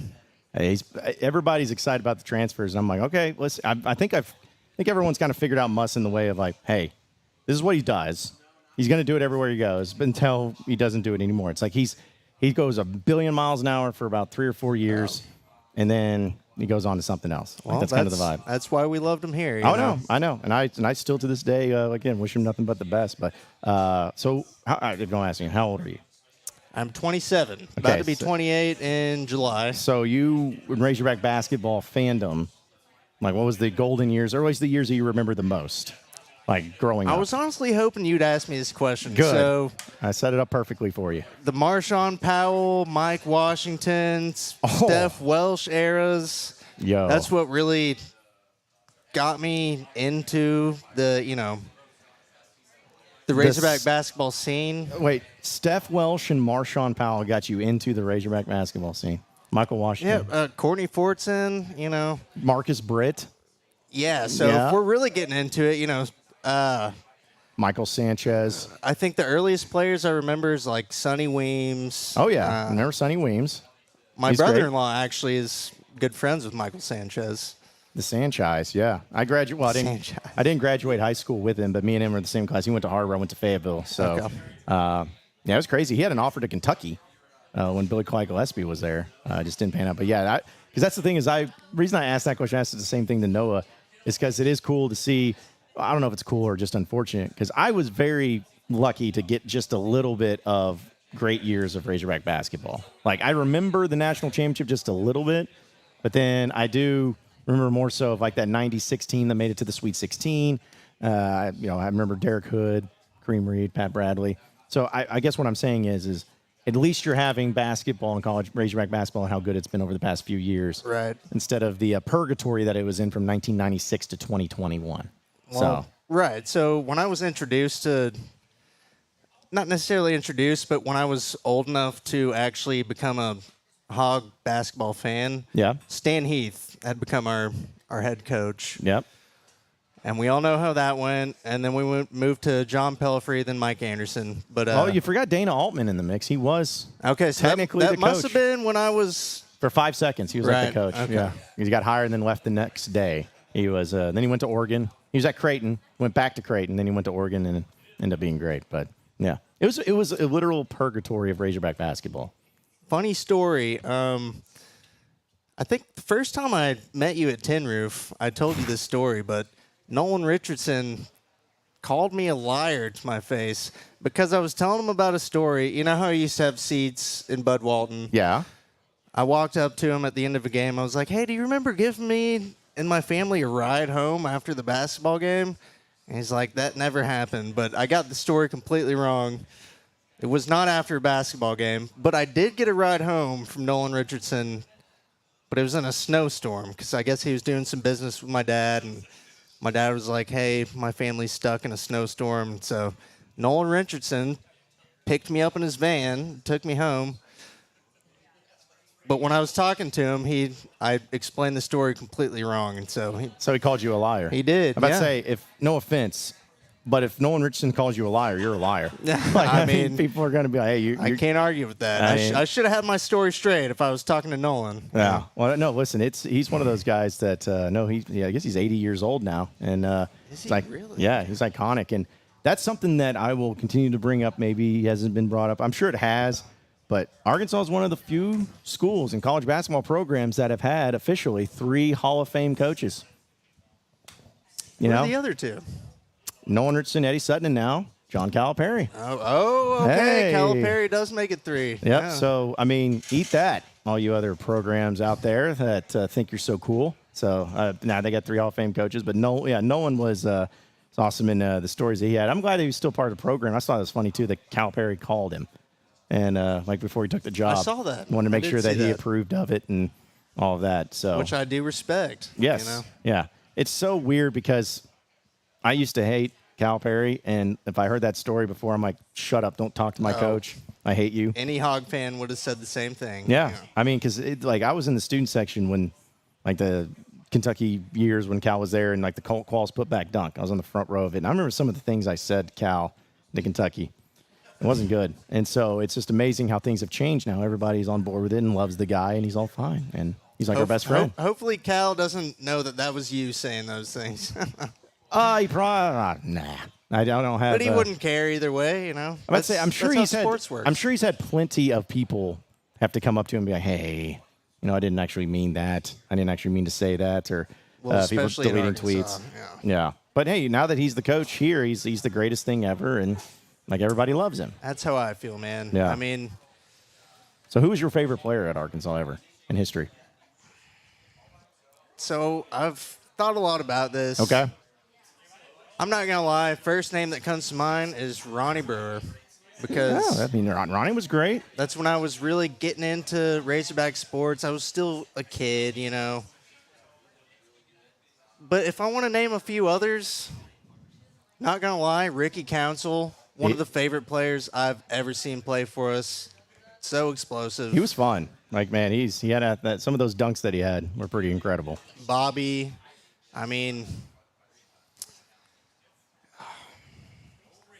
Steph Welsh. Man, I know Steph these Welsh. aren't the greatest Razorback players that ever played for us, but Courtney Fortson, these guys. Listen, it's not your fault that you grew up in that era. Right, it's right. Hey, listen, I loved Blake Edens. Come on. It's people don't even know. But Brandon Dean was another one that I kind of grew up with. Honestly, J.D. Notte was one of the most fun players to ever watch. I mean, he may have been inconsistent, but he made some of the biggest shots I've ever seen as a Hog fan. Also, let me say this. Okay. Devo, one of my favorite players, man. I know that last year may not have been his biggest year. And Devo, if you're watching, don't let all the sour Hog fans who haven't been very nice to you, skew your... What are you talking about, man? Hog fans are so nice to everybody. Oh, yeah. They love everyone very much, and they would never say anything mean to anybody. And nobody would ever argue that. No, not at all. Not at all. No, I think that there is a place for that with Devo too, but that just kind of shows the parallels of Razorback basketball and how you had so much trajectory with Eddie Sutton and Nolan, and it came down, but now it's you had stuff with Muss, and then you just added in Calipari too. So I'm hoping that maybe some of the new favorite players will start coming out of some of these classes that he's going to be having too, because. Man, he's putting it together. There's a high chance that will be the case. I have a great feeling that I'm going to be really disappointed that this team's going to be assembled. It's going to be the greatest, most talented team ever, and they're only going to make it to the Sweet 16, and I'm going to be mad. I don't want that to happen. I don't want to have that on my conscience to where I'm going to go and say I'm mad because they just only made it to the Sweet 16, but I feel like it's probably going to happen. Right, but also once you make it to the Sweet 16, isn't kind of a toss-up. Oh, it's a toss-up anytime. Unless you're a team like UConn, who is just the unanimous favorite to win the whole thing. Yeah. I mean, I just feel like once you get to the tournament, it's all bets are off.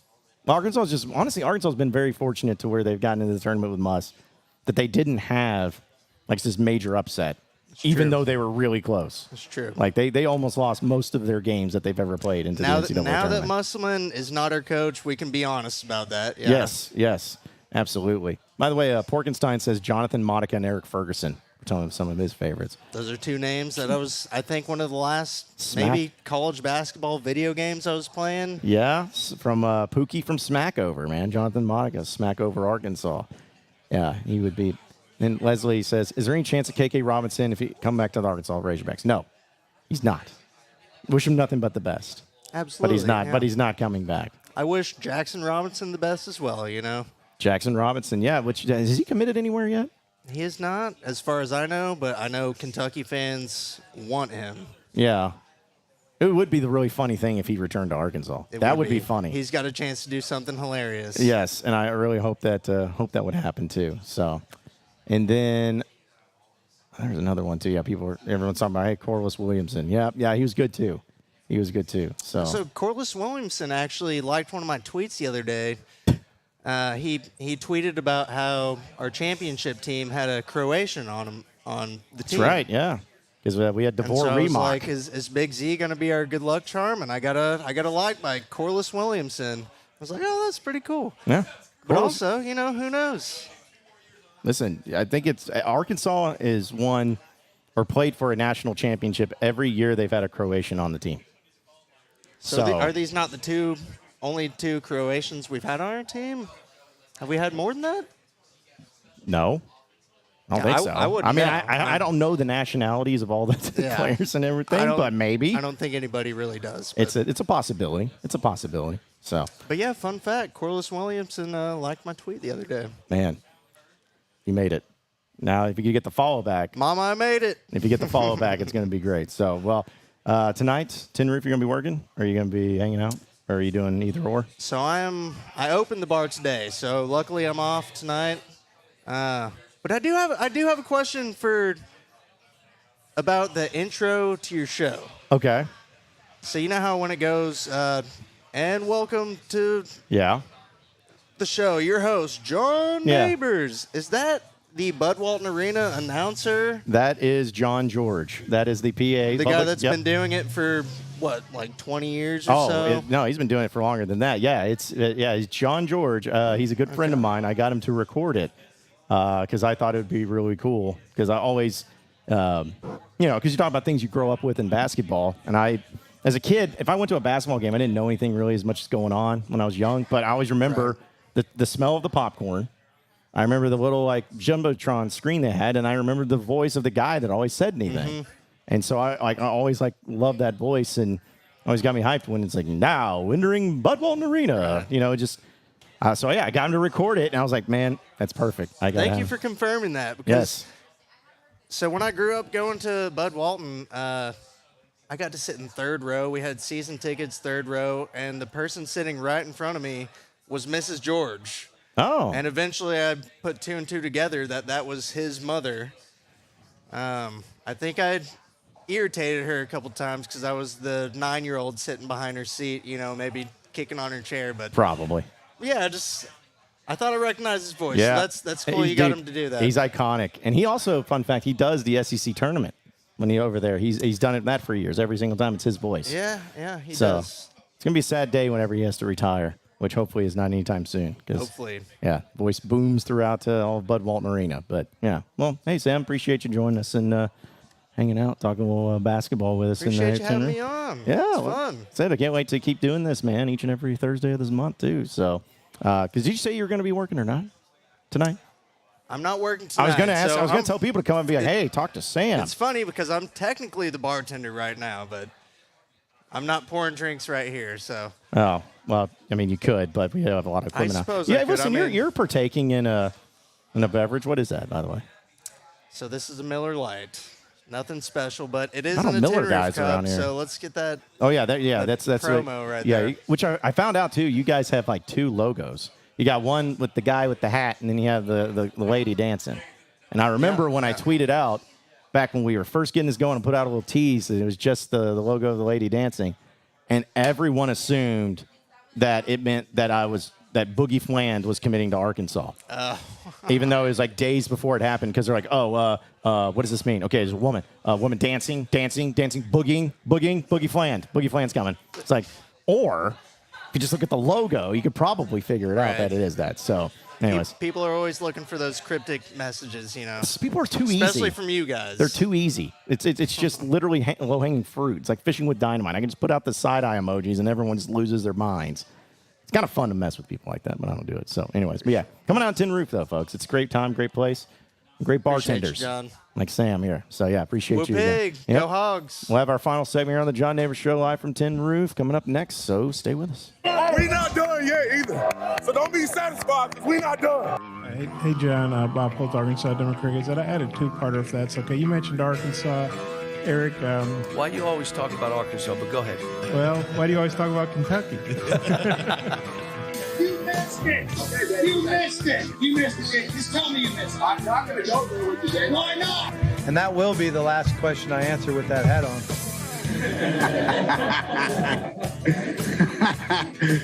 Oh, shoot. That is why Arkansas is fantastic.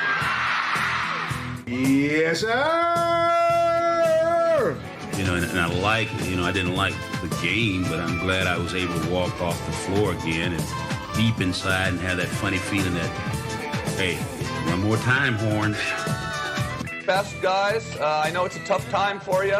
The coach is gone, but you got a new coach now, and you got to listen to what he says. Okay, I know you're thinking, oh, who is this new guy? Where's the other guy that crashed the motorcycle? We like him better. He was cool or whatever. Forget about all that. Listen to the new coach and get out there and win some games. Oh, brother, this guy stinks! You guys act like it's... Pick it up a little bit. Okay? Get your chin up. Smile. Smile. Okay? Dang, you guys all right? If not, I'm not talking. Big Red's so excited. Big Red. Oh. Guys, I got just one thing I want to say to you. Touchdown, Arkansas! I was a teacher today. Told those boys, welcome to the SEC. Well, Fayetteville is 1,843 miles away, but the call of the Hogs can be heard all the way to San Francisco. Well, stick my dick in the mashed potato. Go Hogs. Powered by Arkansas, for Arkansas. Every time you put a mic in my face, I'm going to say Arkansas. The John Neighbors Show is live from the Natty State Sports Studios.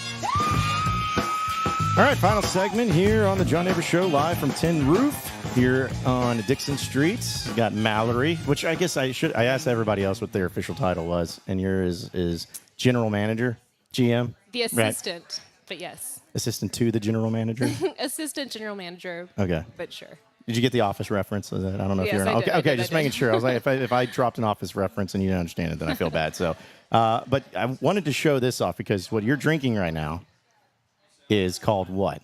This is the Who's Your Natty. That's and right. It's quite a delight. Yeah, of course it is. Why wouldn't it be? Well, it's 1.5 ounces of Tito's. Yeah. A little bit of fresh lime juice. Uh-huh. A little bit of grenadine. Right. Top it off with some watermelon Red Bull. And Man. it's just a party in your mouth. Sail me out to sea. Yeah. It's like that's what everybody wants to be. See, we got guys over here. They're drinking it. They're like saying it's great. It's all. I only see it. Yeah. That's all I see on the patio right Yeah. now. Old boy said he was going to have all these until 2 a.m. this morning. I'm like, man, you ain't going to sleep for 3 days if that's Yeah, the case. no kidding. That's probably the whole point of it. It is finals week after all. So. Hey. But That's smart. yeah. So look at that. He's being very studious Yeah.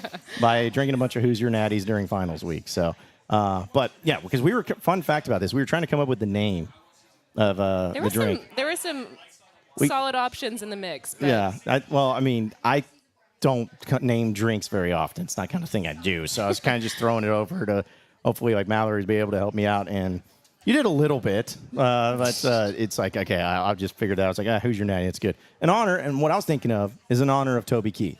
Rest in peace. Yeah, R.I.P. You know, because who's your dad? You get it. You get it. So, so when people come in, your entire bartender, the whole crew, you just say, "Who's your natty?" And they're back. I got you. Yeah. I got you. No doubt. So, man, Yeah, and the fact it's red, it makes sense. It's Blue perfect. It's perfect Yeah. for that. So, but no, we had a great time coming out here. And again, we're looking forward to having more shows out here because I know we're going to have more people out here too. Like we're going to have guests that coming out here in the coming weeks that's going to be hanging out with us here. Some former athletes that's going to be here too. And got a lot of cool stuff that's in the works. Totally. Here at Tin Roof. So, because I'm curious because actually we had somebody asking, they know they have live music for tonight, but how is the weekly schedule usually like set for people? Like when it comes to, is there something that's like consistently every night or is it kind of just each week's different? So once a week or once a month on Thursdays, we have a Nashville Hits the Roof event that is a touring company of a bunch of different like on the rise country bands. And so that's actually happening tonight at 7:30 downstairs.